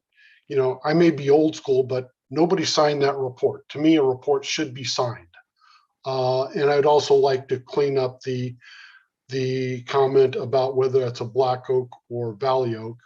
And then specifically to address something which Commissioner Vice Chair Radovich raised, is get that in the conditions of approval over crushed granite for the driveway, whether part or all of it. And then with that, whether or not they can have a moisture membrane under the crushed gravel, which would also tend to keep moisture away from the tree, and whether that would harm the tree, or whether they have to put just crushed gravel down on a native. You know, the big question is, hey, does this fit in the neighborhood? Is it too massive? I'm inclined to say that's more than incremental, but given how the house sits on the lot, I'm not so sure that anything would look normal. And I'm not design review, and nobody should go to me for that, but white and black to me just too stark for the neighborhood. Thank you. Thank you. Anyone else want to comment? Commissioner LaBonge. I can see that hand. Yeah, I realize it goes out of focus. So I pulled up our old report, just looking at the tentative parcel map that we reviewed in the last one. And I know we talked about this, but just for clarity, that the building shown on that was 2,079 square feet. So roughly half, a little under half. And when you look at it, it's half because it's not as wide. And so I don't think it had an elevation, or if it did, I didn't check that. But to me, this clearly is too wide in your face. It's, you know, that's just been from day one, the issue that seems apparent and seems consistent across a lot of comments, but certainly for me. So that's one of my concerns. The farmhouse design, you know, that DRC can deal with that. So yeah, maybe that's not the right design there, but I think that can clearly be put into DRC's lane, since that is their lane. But we're siting and massing, so I'm going back to those two. So the parcel map had it at 2,000 feet. Didn't sit out, it didn't seem too big then. Could we offload that down to DRC without giving, I know Greg at the beginning mentioned, you know, that they would like as clear and concise direction as we can give. So that's where I struggle. I told you guys my idea earlier, but I don't think we're going to come up with some construct now. So, you know, I'm throwing out that that's a big concern of mine. And if someone has some suggestions, I'd love to hear it on how to give that to DRC. Or do we just say, DRC, you know, and this goes back directly to the findings, because as I go through and check off the findings, can I support them? There are clearly some that I just, you know, I have question marks by, and they all come down to, is it within character of the neighborhood? No, it's not. So those are mine. So I guess I would leave it at that. I could get to the point where I could pass it to DRC with some clear direction that, you know, and I'm going to speak for me, so whether the whole planning commission comes up with this or not, but from my point of view, if I were giving it, it's too big where it is. And so I would ask them to work with, you know, making the appearance, because again, I don't care how big it is as long as it's within code, but the appearance is what we're managing here. The site is constrained. just pure economics. And I know we're not here to judge whether it's a spec developer versus, a nice family who's lived there their whole life. We're really supposed to be agnostic to that, but it does come up and we hear the comments from the community. But the site is constrained and therefore it can't, in my opinion, arguably take a house that big, that close and be consistent with the neighborhood. So that, and this is just me thinking from my real estate background, it's value. So if I were talking to a spec developer, I would say you should make sure you buy that. And I know they already own it, but you should make sure you buy that at a lesser value than, say, if that wasn't a site constrained lot, because you can't actually develop on all of it. And you should know that. So therefore the house you build should be consistent with what you can build on it. And therefore the price you pay should be commensurate with that price. So that's kind of going down to some of the comments that the developer gave in terms of how big it is in this. Well, no, it really isn't, because you can't build on all that. Okay, so I'm just going to wrap it up with too big and how we present that to DRC. I could support those if we can coalesce around, some direction to give them. I could support that. Thank you, Commissioner Labange. Any other comments? All right, Commissioner Maggio, raise that working arm first. The only one I have right now. Yeah. Okay, well, I tend to really be in step with most of what I have heard so far. I'll tell you what I'm sorting through here. Obviously, now it is a legal lot of record, and being such, the owner has a right to develop it.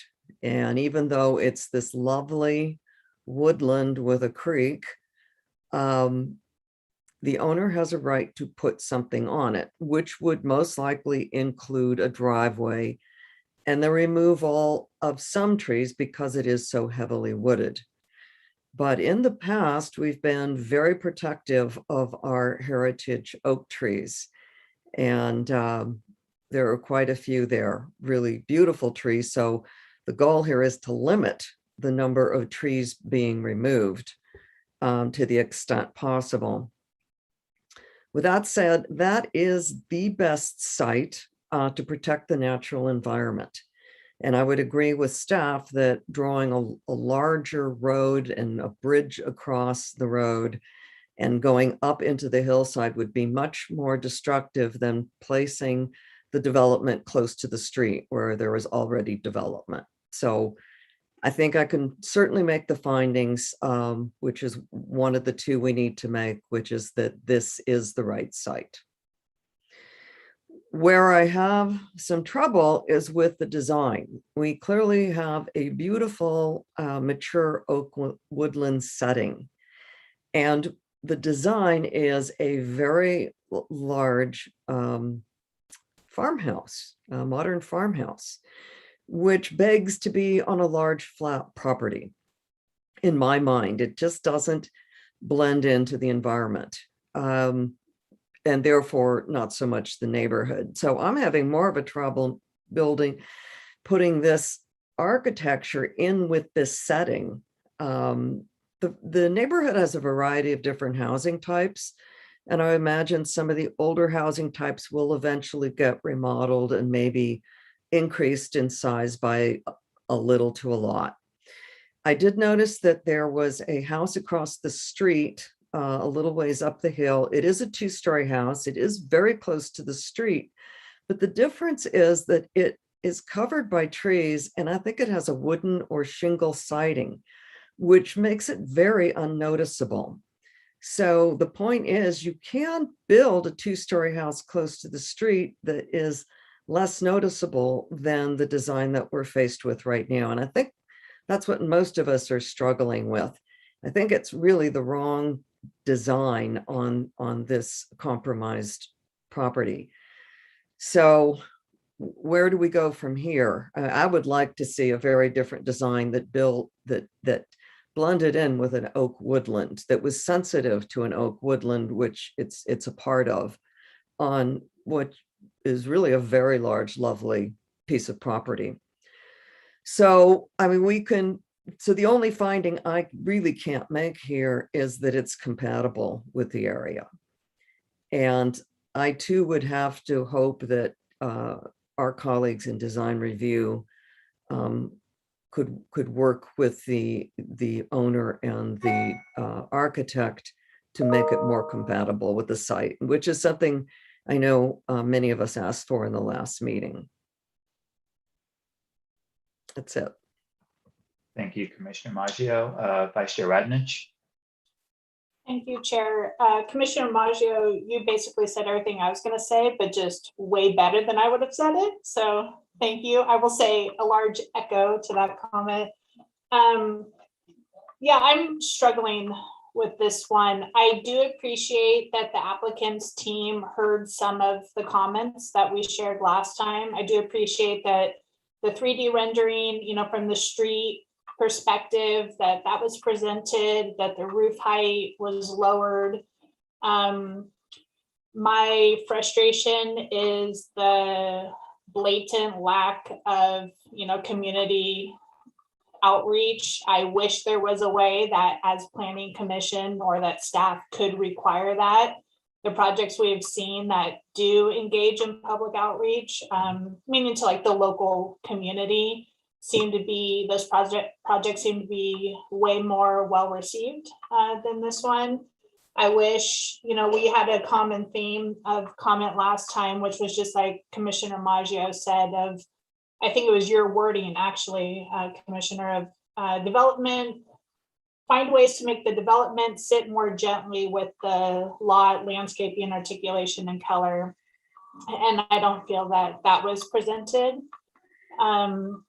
Something I struggle with, the same thing, is the compatibility with the area. The height, I do acknowledge, is significantly less than what is allowed, right? 35 feet is allowed. This one is around, I'm going to say 29, around there. I would prefer a 1-story, but that's the hard part, is that they are within the height limit. The siding I'm comfortable with, but I too am having a hard time making the finding when specifically that item B for compatibility. So that's where I'm at. Thank you. Thank you. I'm probably going to repeat what a lot of people have already said. I want to take us back in time a little bit. When this property was first subdivided, it's already been commented. It was supposed to be a smaller home for a family member who was going to be next door to be taken care of. And then that changed quickly to a much bigger house that we then looked at, and now it's a smaller house, less height. So trajectory has gone downward, but it was completely different than what we saw when it originally was subdivided. So that's number one. And I still have concerns about that story. To be completely honest with you, but we are where we are. I agree. You can build there. I will second what Commissioner Heising has said several times before, not about this, but they have a right to build there. I don't want to tell somebody how to build something, but it still has to fit in where it is. And by the way, for the record, we have approved larger houses in other communities, but they still fit into the community. And we talked about the square foot issues, et cetera. They were much bigger, but they still blended into the community. I cannot recall a single house that I voted against that has been brought up. We've worked with them and changes have been made. So for the record, here citing, I think it's in the right place. My biggest issue is the same thing everybody has. It's the massing. I just don't know how to deal with it without telling them you have to build a single-story house. And for the record, I said this before at the meeting. I walk up and down Akalani's right there almost every day of my life, so I see it. It's right there. It's hard to get out of the way. And as I said at the very beginning of this meeting, I'm having trouble with section 6-275C, B, and C. Those are the findings that I'm having a hard time making. And I don't think it's fair or the right thing for me to be able to say, I've made these findings, DRC, now fix it. Unless we're going to have specific concrete ways to fix the massing issue, that's kind of where I'm stuck. And Commissioner Maggio, the house you're referring to actually came up last time. That's actually Miss Chen who wrote a letter this time. It's the 2-story house that has, I think, there are pine trees that cover the front area of it, because that was referenced by the architect during the last meeting. So that's where I'm stuck. It's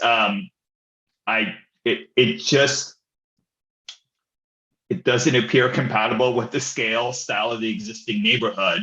And then the structure is so designed that it does not appear too tall or massive in relation to surrounding structures or topography when viewed from off-site. I can't make those findings in terms of the design and the massing right now. That's my problem.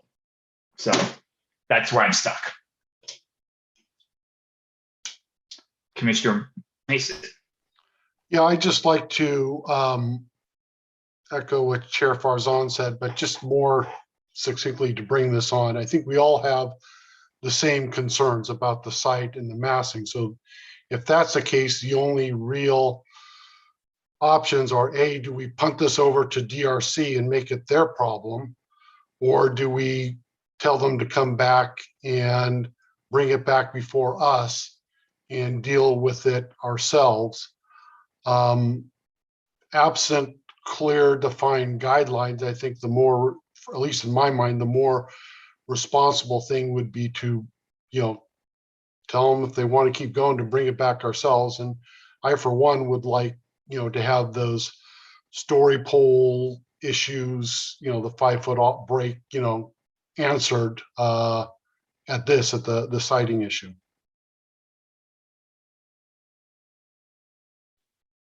But yeah, that's a good point. I actually forgot about that. So again, I'm not an expert. I have always lived in the view that the story poles are in the right location. And again, being off a centimeter or inches, depending on what part of the world you live on, is fine. But if it's 5 feet, we have a problem. That's more than a negligible error. But again, I learned a lot today. I will look at story poles differently, but I would like to get that buttoned up too. And I'm not saying it was done incorrectly, but I would like to know if it was done the right way for me too. Apologize, Vice Chair Radnich, and then Commissioner Maggio. Thank you. Jonathan, I'm trying to scroll through the staff report at the same time as I'm thinking, so I'm hoping you have an idea here. Do you know the average house size, or sorry, the average home size in the neighborhood? So when you consider the range, right, for those same houses that you considered the range for, do you know the average home size? I don't. I'll have to go to my previous staff report if you just give me a moment. Okay. So while you're doing that, what I'm getting at is I was trying to think, as other commissioners were speaking, about what direction could we give to the design review to help give them guidance, right? I don't feel comfortable saying, hey, we can't really make these findings. We just want it to be smaller. DRC, you figure it out, right? Because if we can't make the finding without giving them direction, in my mind, we can't make the finding, and it shouldn't be punted. But what I was thinking was, is there a way that we could give them a percentage, number, like just say 10% reduction or 15% reduction in the overall massing? Is that, Jonathan, I know I just asked you to look something up, but is that something that's ever done? Yes, I've seen the same direction in other decisions. Okay. And so if that was something the commission decided to do, I would just want to make sure that, we are being fair in what we would be asking. I don't think it would be fair personally to say, hey, we need a 50% reduction, or, hey, something like that. But I would want to make sure that it was reasonable and keeping with, the feel of and the compatibility of the area. Just a thought.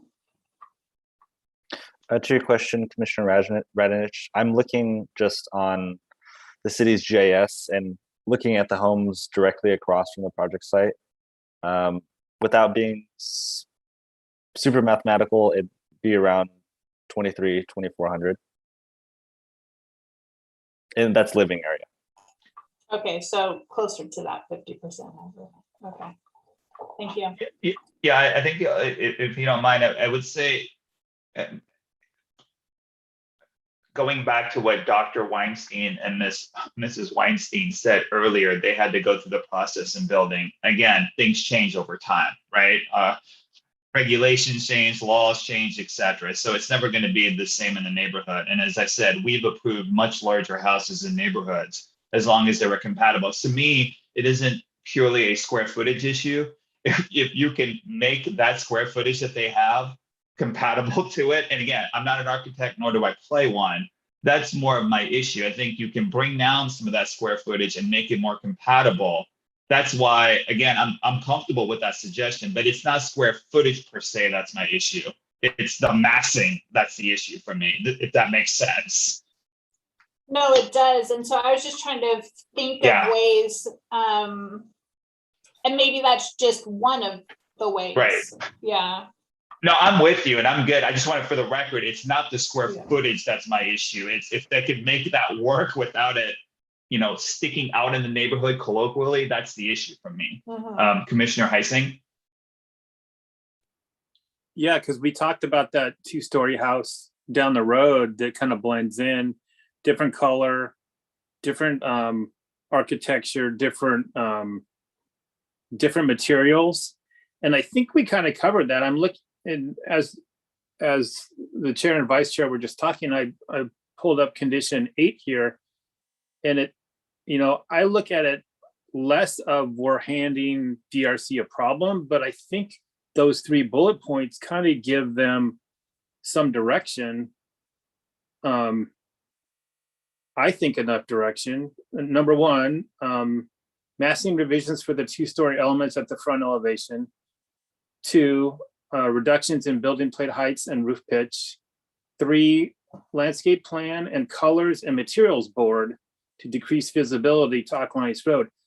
That last bullet point hits on the color, should it be shingles versus, stark, bright, white farmhouse? I think I personally don't feel comfortable suggesting more than those 3 bullet points to DRC. I think we've talked a lot about the angst we have here with the massing. And I mean, I would be comfortable approving the siting and massing with those 3 specific bullet points, with also all of the conversation we've had from the residents, from us, and request, DRC go back and, read the minutes from tonight, read all the letters, and take that into account when they're looking at those 3 bullet points. That's kind of where I'm at. Thank you. Greg? And with respect to the 3 bullet points, I think they offer or ask the commission to study and provide landscape plan. An articulated goal would be helpful, why they are using or looking at those features. So when you make the motion, if you're going to make a motion to approve, I would suggest just adding in what's the goal of those 3 bullets as a guiding factor. Thank you. That's helpful. I will say, not that I will ever speak for them. I just highly doubt they're going to approve a White House there. It's just, again, getting to the last bullet point that you just mentioned. So again, I don't know if that color is going to stay, but the massing, again, I don't know how they're going to be able to do it the way it's designed currently. But again, I'm no expert on that front. Any other general comments? Now the harder question. Do we have a motion on this, moving forward on any of this? Based on staff recommendation, in addition to the staff recommendation, the articulation that Greg just mentioned to COA number 8, for instance, just putting it all out there.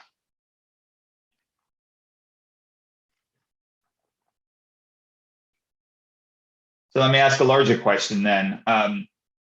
It seems like if I were to take a straw poll, I don't think we're going to get a majority on the massing.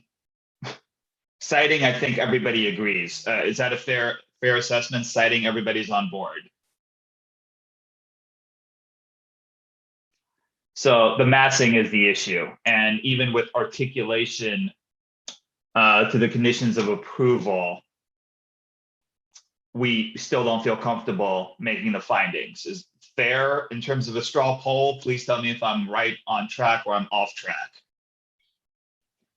Commissioner Mason. Yes, I think you are on track. I think everybody has concerns about the massing to varying degrees and to what extent we can reduce it. Citing as far as where it sits on the lot, yes, I am fine with it. Citing as within the various specifics as outlined by the story polls and the stakes, then no, I can't support it at this time until there's more clarity. I think that that's generally the right place, but whether it's exactly the right place is still up in the air for me. With respect to the setback. Thank you. Commissioner Maggio. Yes, thank you. If we in fact send this project on to DRC for them to work on its compatibility with the neighborhood, after they approve it, 2 questions. Do we have enough time on the clock for it then to come back to us, or does it come back to us in the next phase? And I guess alternately, do we have enough time on the clock for us to bring it back to us again and still giving DRC enough time? So what are the time clock options for us? It would not be standard practice for phase 2 to come back to the PC. If you want that to be a project specific condition, that can be added. As for the PSA, it would be reset when they submit a phase 2 application.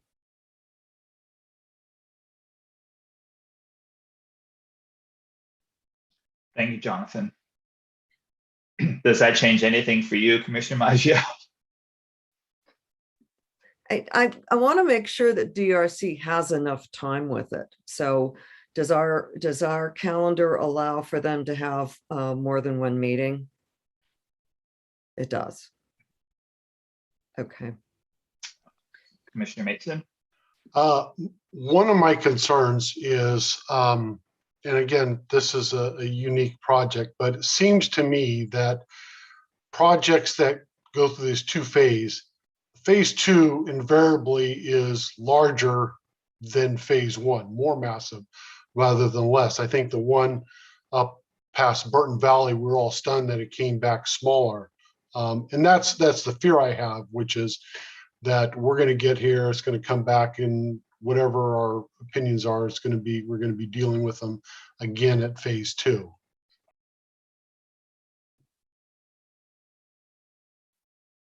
Jonathan. The comments to Commissioner Mason's comment about the size, phase 1 would be seen as the greatest extent. So in phase 2, we'd expect the residents to be smaller, not larger.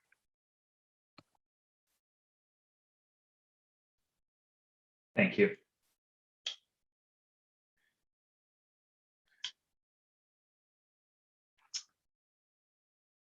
I guess the question is, what's the next step here? I believe Vice Chair Radnich, please. Yeah, I'm not making a motion, but yeah, So the more I'm listening, I do think massing is an issue. I don't 100% though feel that I need to see a revised phase 1 to come back to us again.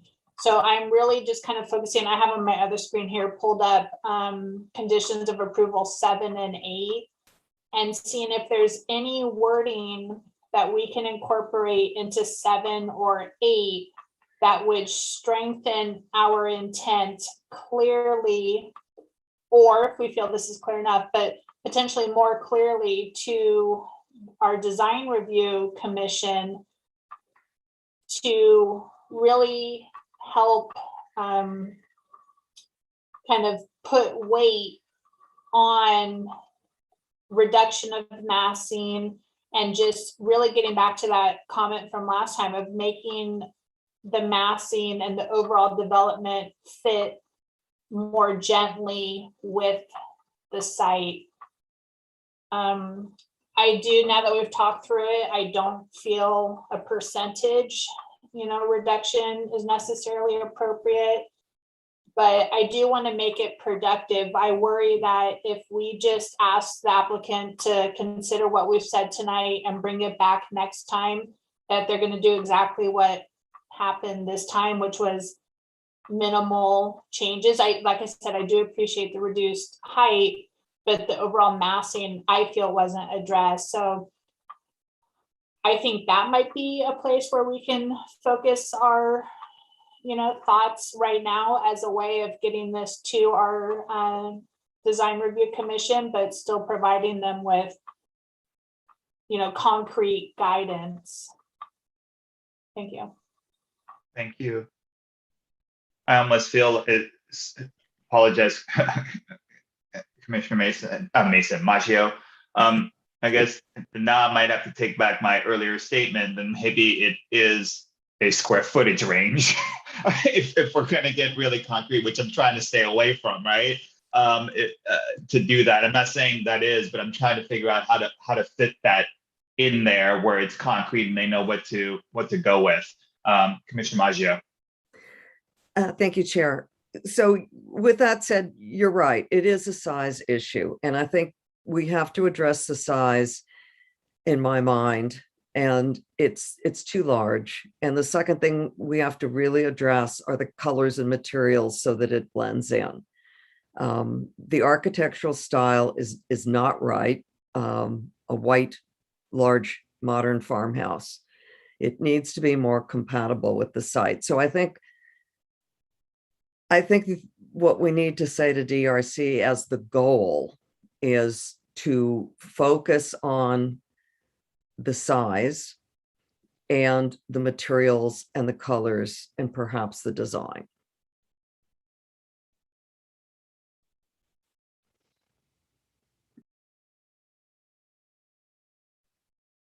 Thank you. Commissioner Labange. I'm going to try to push it a little. I agree. I don't want to give a square footage, but I think in the absence of something concrete, we might as well just stop right now and hand it over or get concrete. So I'm going to go more concrete. I think given that it was about 2,000 feet, which was what the parcel map was, and the fact that it feels way too big, in my mind, I would want to direct DRC to work on the massing and be in the range of no more than 50% greater. So 3,000 feet. And I'm just throwing that out there because I think we need to give some number or we're just spinning. So now that you've heard that, can anyone get behind that or something like that? Maybe we can, that's going to drive, it's going to be less massive unless they design it in a way that's inconsistent with what we've been saying this entire time. And that's where DRC would pick up. I'm open to that suggestion. I don't know what that number is, but again, as I said, I think we've all said we had one thought when it originally came before us, and we had X, and now we have Y. So it's a 3,000. I don't want to step in their shoes, but again, you're right. We got to give them something concrete. Again, for that neighborhood, I will say this, there are some smaller houses, there are some larger houses, particularly if you go up Coralie or you go further in. I'm not talking about going up Akalani's towards Orinda, where there are what I will call estate homes. They're beautiful homes behind gates, etc. If you exclude those, then you have a range probably from the 1,200, I believe, that was stated in the last staff report, and probably to the high 3,000s in what I think the neighborhood would consider the neighborhood. So I'll put that out there, and I can pull up Google Maps, or if Jonathan wants to pull up Google Maps, and we can kind of take a look at that to see if that helps clarify, some sizing. And then, not to make this even more difficult, but there is still that issue that Commissioner Mason brought up earlier, to get the concrete numbers with respect to the setback.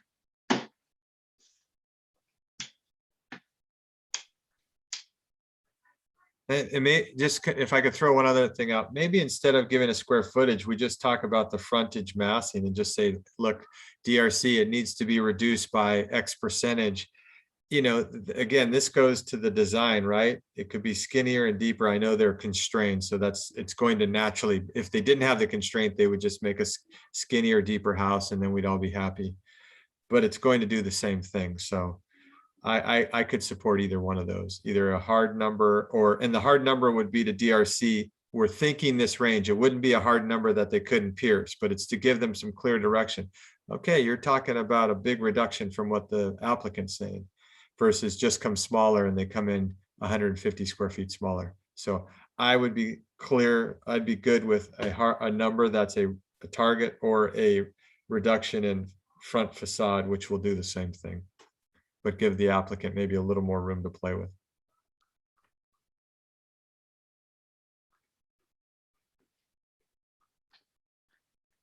How do others feel about that potential?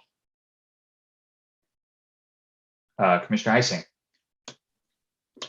So Stephen, when you mean front facade, do you mean like absent giving a square footage reduction or percentage reduction? Do you mean like a width in feet, like reduce the width by X amount of feet? Is that what you meant?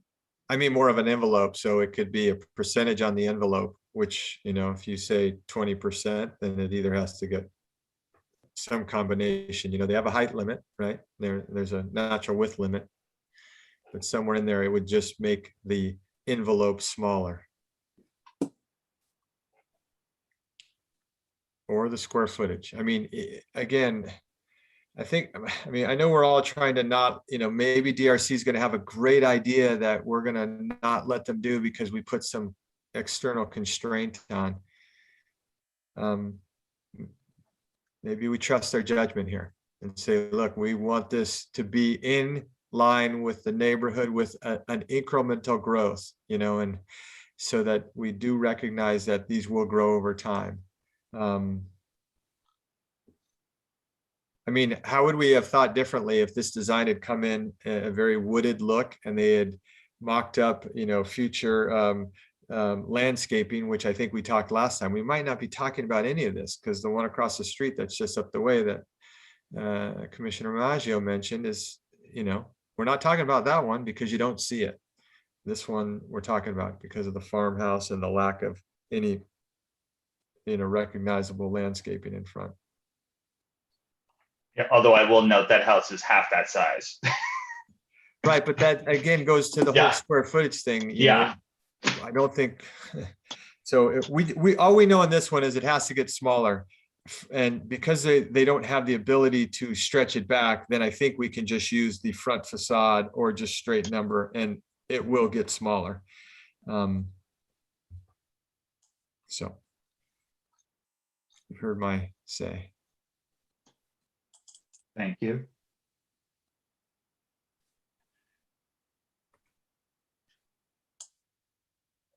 Okay, guys, what are we gonna do?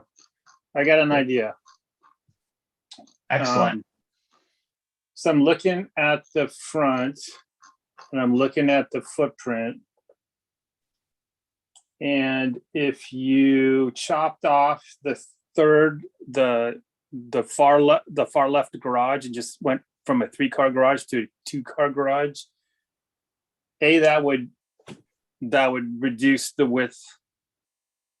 That would reduce the width of the house by X amount of feet. And it would also pull that back left corner away from the creek. So it would address 2 things. And then I'm looking at condition 8, if you guys have that pulled up. Mhm. And I have 3 recommendations I've been doodling here on my paper for those 3 bullets. So the first one, I would propose to add the word size and say study size and massing revisions for the 2-story elements of the front elevation, at the front elevation. And then on bullet 2, it says study reductions in building plate heights and roof pitch. And I would add the word architecture. And then 3, leave all that, provide landscaping plan, cool, that's good. With the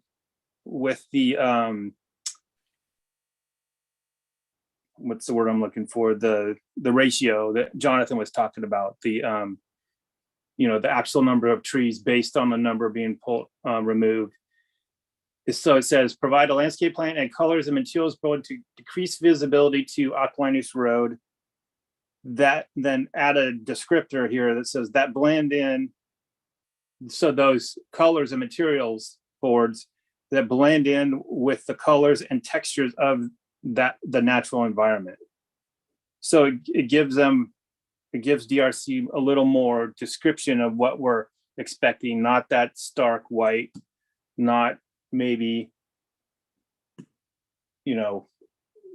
maybe a different texture on the front, different materials on the front that blend in. That's my shot at it. I think I can tackle a motion with that. So Thank you. Yeah. I make a motion that we approve 2021-19 with the changes just presented by Commissioner Heising and orders for requirements for design and review. I'll second that.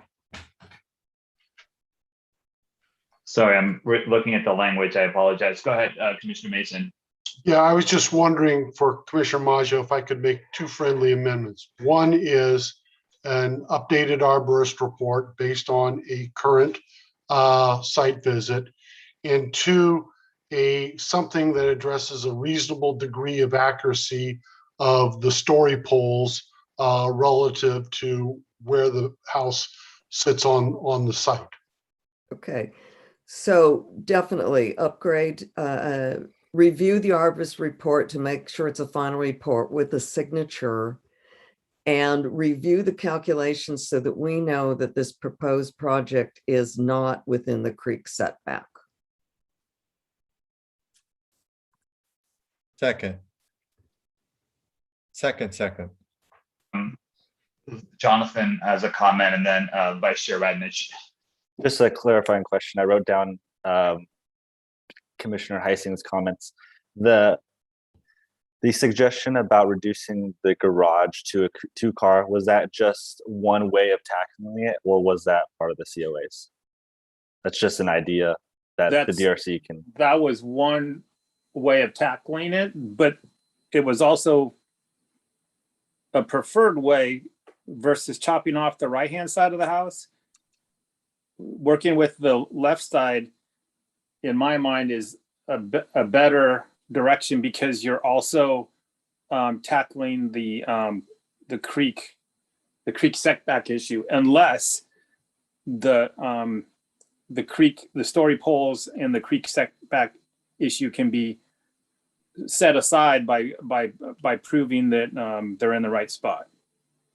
And it would provide additional protection to that tree in question.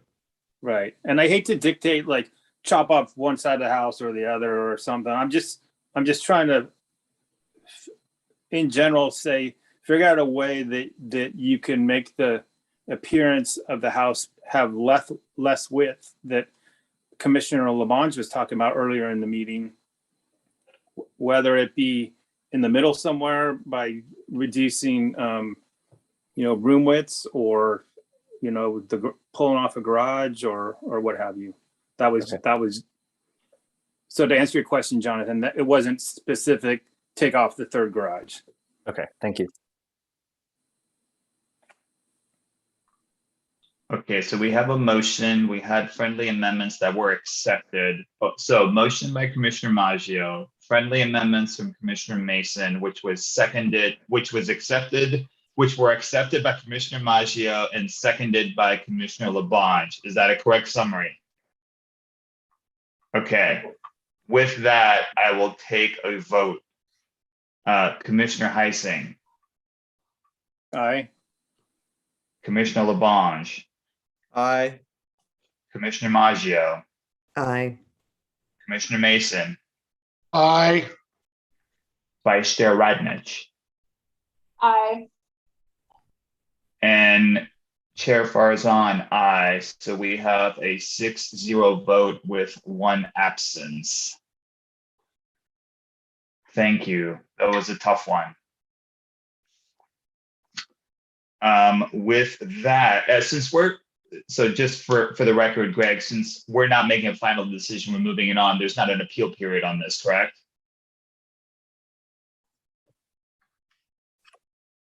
I'm gonna let Jonathan. Okay. Yes, the resolution is to approve phase 1 with specific direction for the DRC to consider for phase 2. So someone could appeal phase 1 to the city council. Fair enough. Thank you very much. I'm glad I asked. So there's a 14-day appeal period. Thank you. With that, we are going to move to new public hearings, item number 6. Before doing so, can I request a 5-minute break before we get going again? Right now, I've got 9:12 on my computer, so how about 9:18 we come back? Thank you.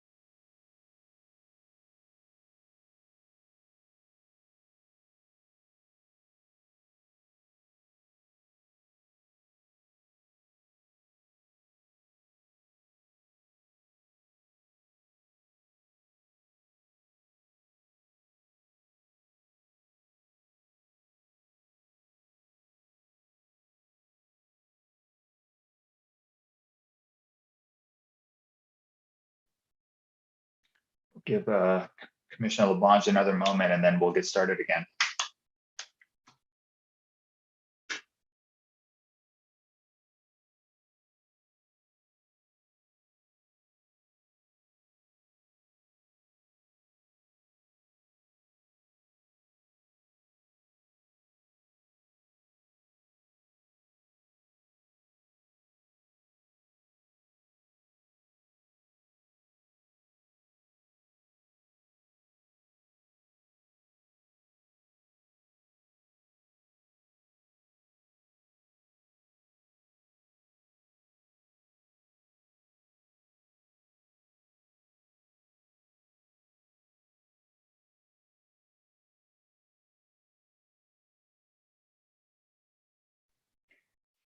All right, it would appear we have all the commissioners back. With that, I will recommence our meeting. We are at item number 6 in the agenda, new public hearing 6A, L02-20CC, Eric Lindbergh, owner, RB zoning. And I believe Jonathan has the staff report. Yes, thank you. It's going to be a quick one. So we have the subject property, 3547 Wilkinson Lane. This is in the downtown, I believe it's the, downtown retail district of the downtown specific plan. It is a request to modify the existing land use permit that was granted by the Planning Commission in 2020. That land use permit was for a real estate office. Just backtracking a little bit, the most recent use was for Futures Explored. It was for adult educational services. That property was sold to a real estate development office, Thomas Properties, doing business as SSK2 LLC. It's been sold. New owners Eric Lindbergh, and they are considering medical office at this property. Medical office is not listed as a permitted use, nor is it listed as a conditionally permitted use in the zoning district, but it is identified as a use that is expected to be permitted by right in the downtown specific plan, downtown retail district. So similar to the administrative office, real estate office, when it comes to medical office, staff doesn't see any negative impacts that would occur from having a different type of office use at this property. We've made the same findings as the previous land use permit, but modified the resolution to include language for this medical office. So typically when land use permits are submitted, there's a particular tenant that is being proposed. That's not the case here. They are wanting a land use permit to grant them the right for a medical office, and that could host a number of professions within that. So a physician, optometrist, a dentist, radiologist, which they haven't selected yet. We've gone through the zoning district. It complies with the requirements for parking. So 3.1 spaces per 1,000. They're well above that. It, again, complies with the downtown specific plan. It is not reducing the retail viability in the district because the most recent use was non-retail, being Futures Explored. There is a collection of non-retail uses in the area. There's an insurance office, there's a residential use, restaurants, a religious institution. So we find that medical office use would be compatible with the wide range of uses that are there already. Staff's recommendation is for the Planning Commission to consider the project, conduct a public hearing, and adopt Resolution 2021-18, finding the project exempt from CEQA and approving the project subject to conditions. Here for any questions. Thank you, Jonathan. Do we have any questions? It does not appear so. I'll open up the floor for the applicant and or his team. Eric Lindbergh and Brian Winter are being promoted to be able to speak.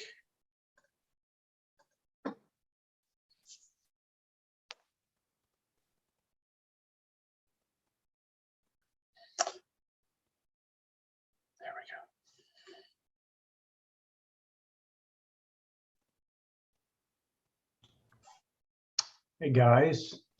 Can you hear me okay? We can. The floor is yours. Thank you. Thanks, Jonathan. Thanks, staff. Eric Lindbergh here. Yeah, I think, Jonathan, you described it well. I have not found medical office use. My plan would be to search for someone that was willing to come and come into the building and make use of the facility. It's currently configured. It's got 7 different offices in it, 4 different bathrooms, and a kitchen. My plan would be to, use the use to sort of guide what the tenant improvements would look like. Largely keeping the outside exactly the same, the footprint, and sort of the look and feel. The buildings are called the Wisteria and the Waverly buildings. They go back some history. They're kind of cool older buildings in the downtown core. I think it's a pretty good project just in sort of keeping the use. I think the opportunity to have some medical office in downtown Lafayette, sort of in the walking core, is pretty cool. I don't know what else I can add to it other than, haven't really done a lot of research other than talking to a broker, Rick Steffens, who thinks that there should be suitable options for the best use. My plan would be to sign a long-term lease and manage it myself. The second building, which is the one next door, would be an office that I would use for my own personal purposes. So I'd be on site, maybe not daily, but at least enough to sort of keep an eye on things and sort of manage the property. So I'm happy to answer any questions you might have or any other specifics you might wonder about. Thank you very much. Do we have any questions for Mr. Lindbergh? We have one. Vice Chair Radnich.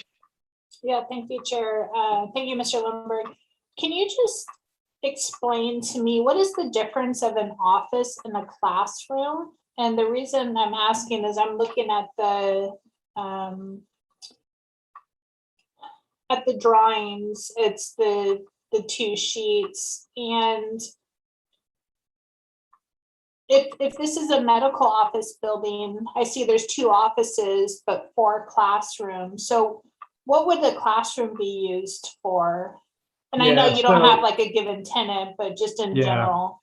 So I think what you're looking at is an older map of the space plan. I think the way I count it, there are 7 different rooms that could be used, converted to, treatment rooms or, medical visitation rooms. I'm not sure the 4 bathrooms are necessary that are currently there. And then certainly the kitchen would be a nice amenity for the office. As we all have walked into doctors or orthodontists or dentist offices, it feels like there's ample room for exam rooms. I wouldn't get too hung up on the nomenclature of classrooms, because certainly if someone wanted an element of a classroom, they could have it, but I think they're just all really more basic exam rooms. Okay, thank you. And so Jonathan, these figures then were included because they are the existing, I'll just say like wall site plans or floor plans? Yes, there's an existing and proposed. I think the purpose of the floor plan was to show that there are no improvements being proposed right now. No interior improvements being proposed until they find a tenant. Okay, so we're only looking at the use right now, and then, okay.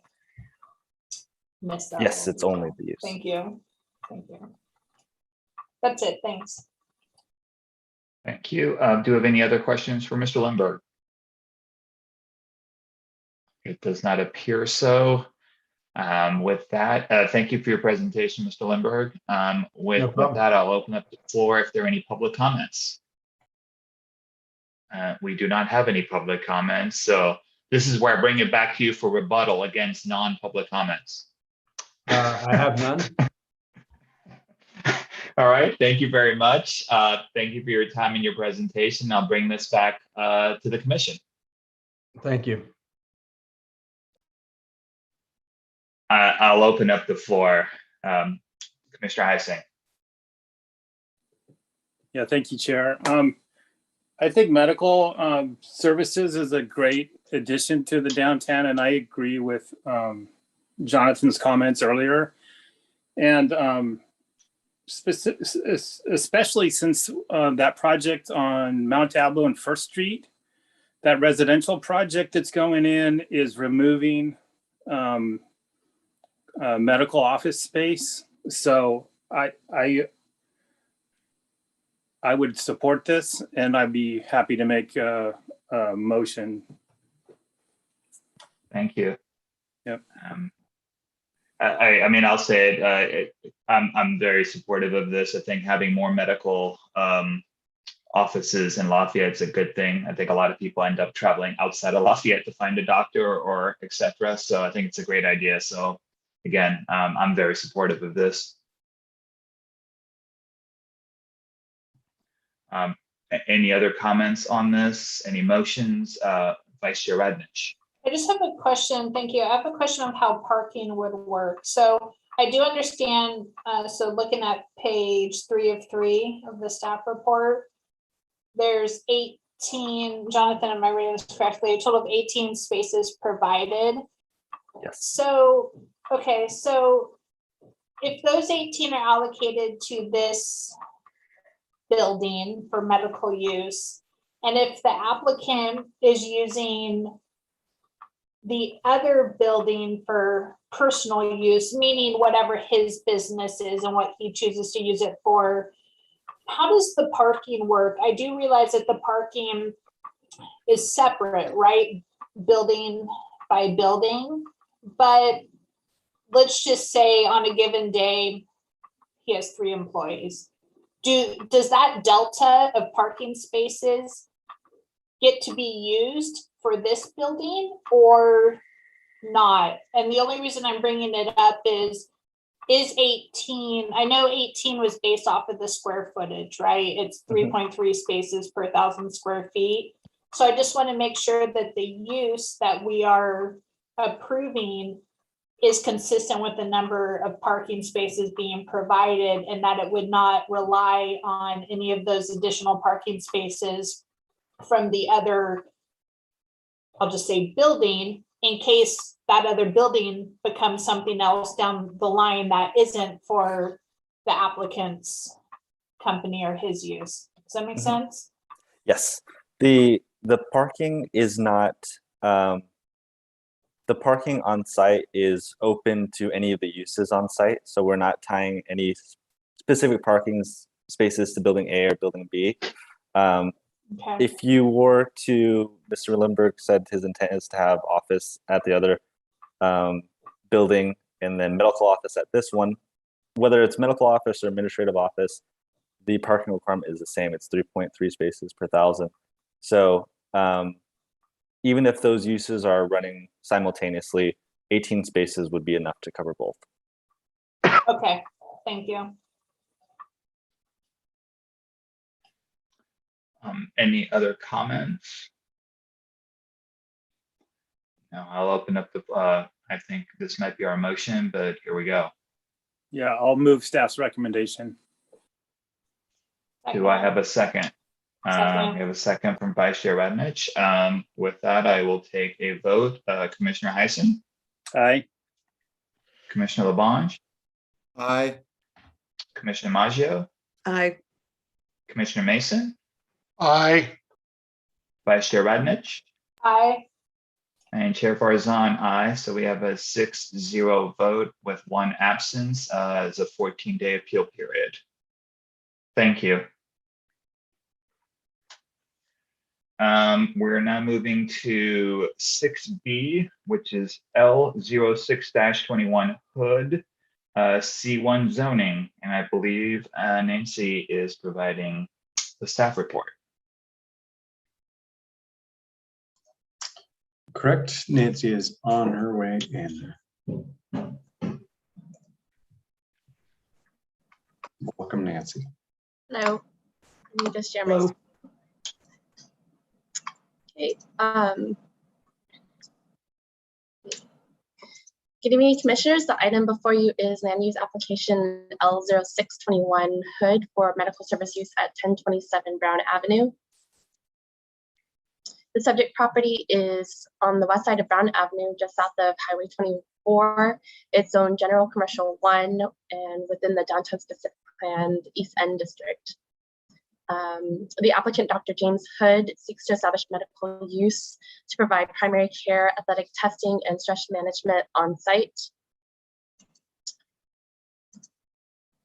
The medical use is by right in the district, but only in the defined Golden Gateway area. The subject parcel is within the Brown Avenue overlay area, therefore land use approval is required. The subject tenant space takes up approximately 1,600 square feet in the one-story, 2,800 square foot commercial building. The new and existing uses on site will provide the minimum amount of off-street parking. Following publication of the report, staff was notified by the applicant that interior and exterior tenant improvements will be sought, but per municipal code, these exterior changes will be subject to a separate design review. Staff received one public comment from a neighboring commercial tenant, the Cotton Patch, in support of the proposal, and the email was forwarded to the commission earlier this afternoon. Overall, the use is compatible with the uses in the district, is essential to the community, and will not detract from the character of the area. Staff can make all the findings and recommends finding the project CEQA and approving the use with conditions. Adopting resolution 2021-17. This concludes my presentation and I'm available for questions. Thank you. Do we have any questions? It would appear we do not. I'll open the floor for the applicant's presentation, if any. We'll bring in Mr. I believe it's Dr. Hood. He's on his way. And at this point in time, there are no other attendees, so there would be no public comment. I'll let you know if anyone joins in the next few minutes. Thank you.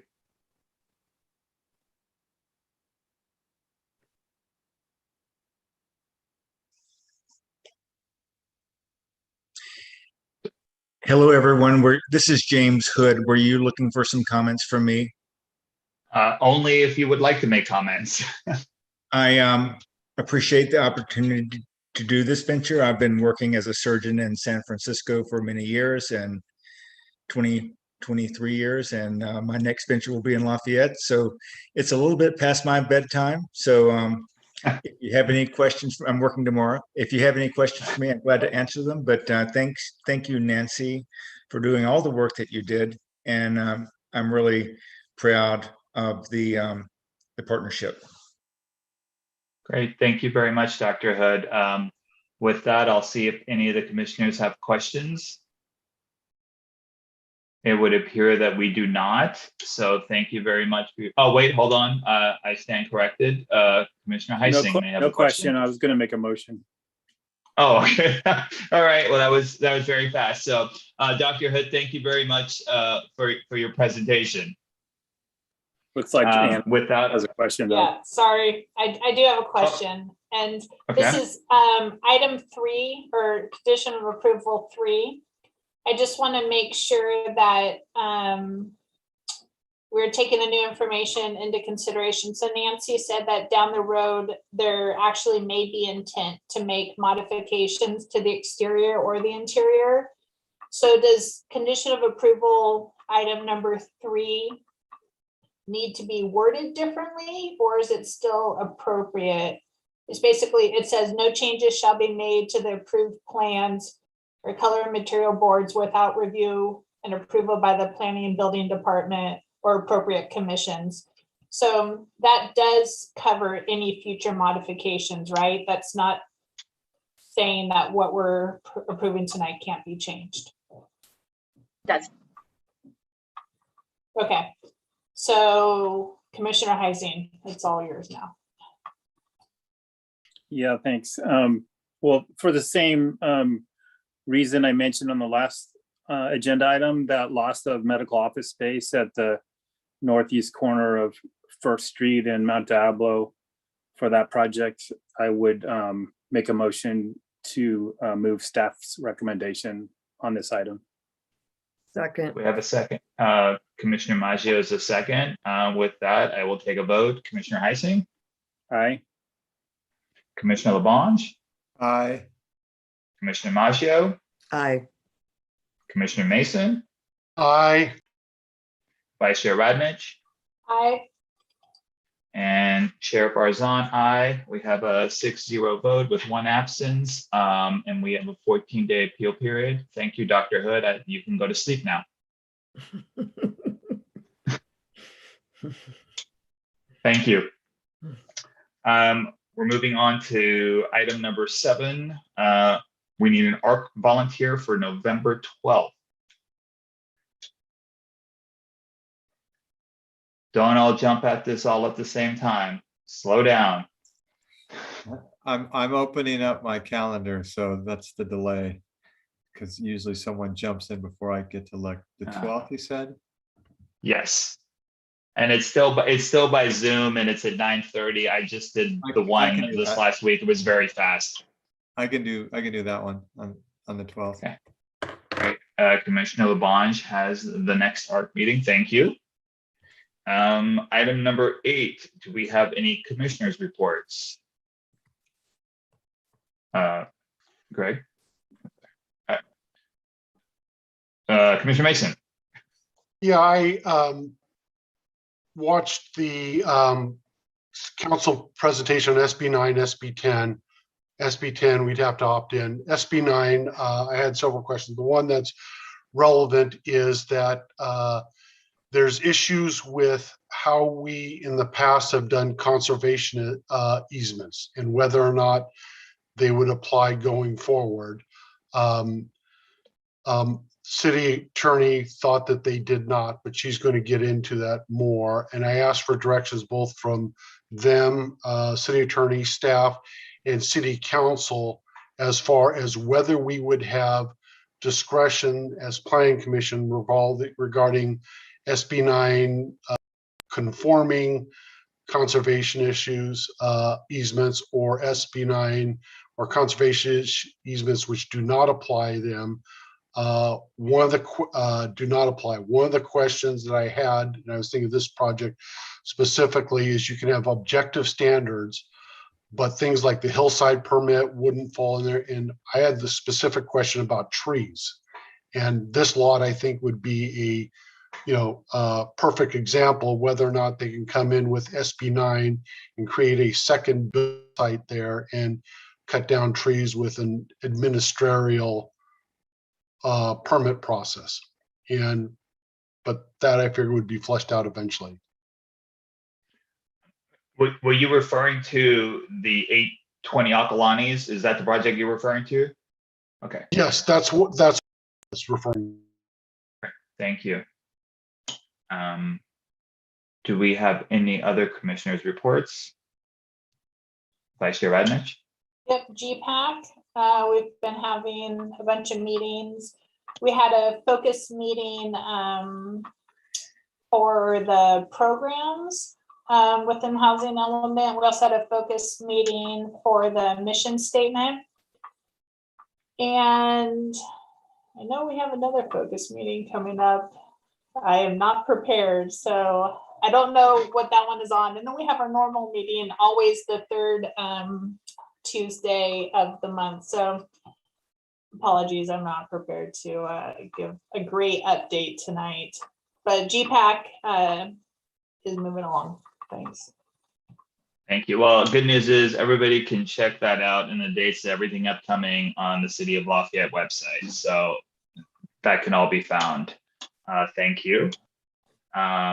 With that, I'm going to move to item number 9, Planning Director's Report, if any. Thank you, Chair.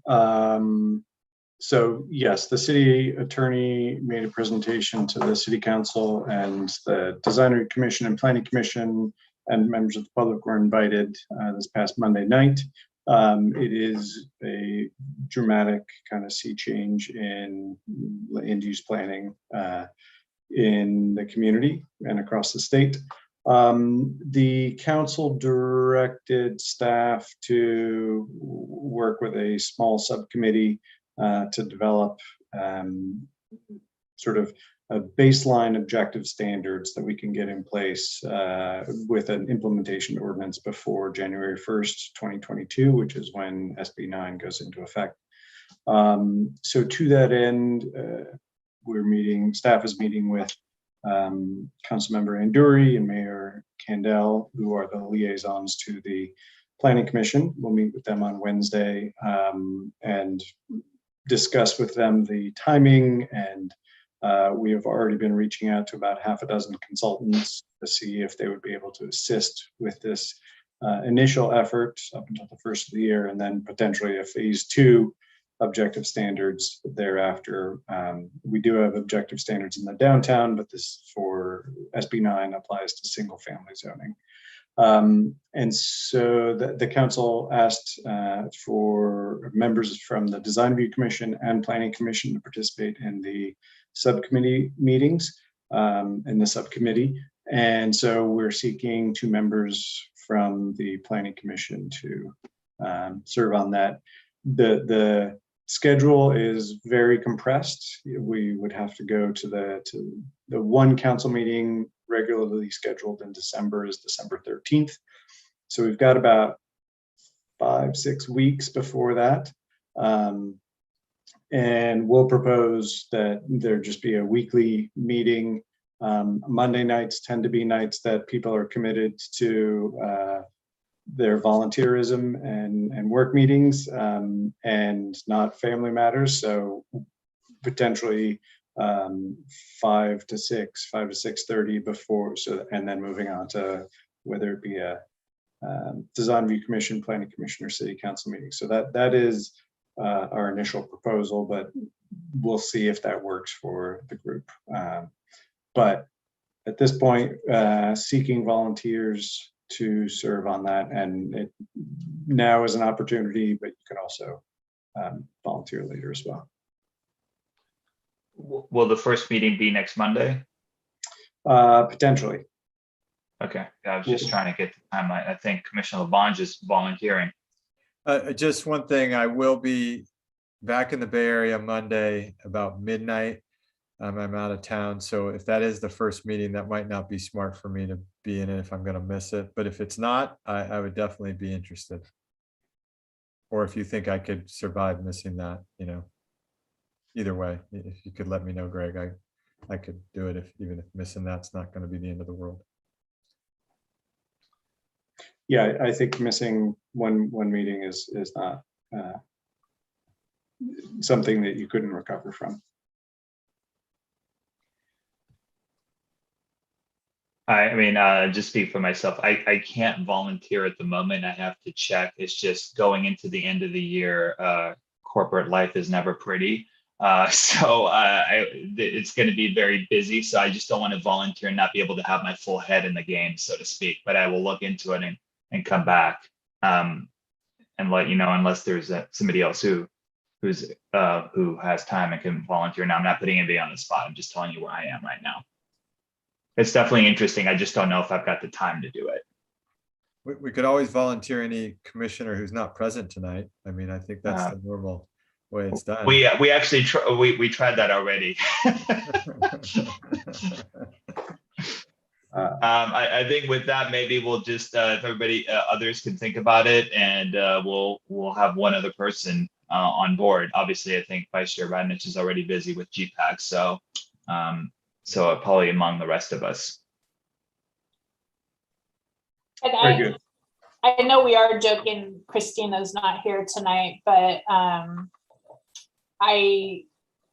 it sounds like something that she would be a Pirelli, that she might be a great fit for without volunteering her. So I don't know if it would be you, Chair, who reaches out to her, or you, Greg, but I actually was serious. So somebody did reach out to her already. So okay. I was actually being serious. So joking. I generally joke, but somebody did reach out to her. I think she's busy, but she's thinking about it too, like the rest of us. Got it. Yeah. Greg, anything else? Nothing else at this time. Thanks. All right, perfect. So the rest of us will put our separate heads into it and send you a potential next volunteer, the second person with Stephen. Thank you. And with that, item number 10, we are adjourned at 9:48 p.m. Thank you and have a good rest of the week. Thank you. Bye, everyone. Bye-bye. Bye-bye.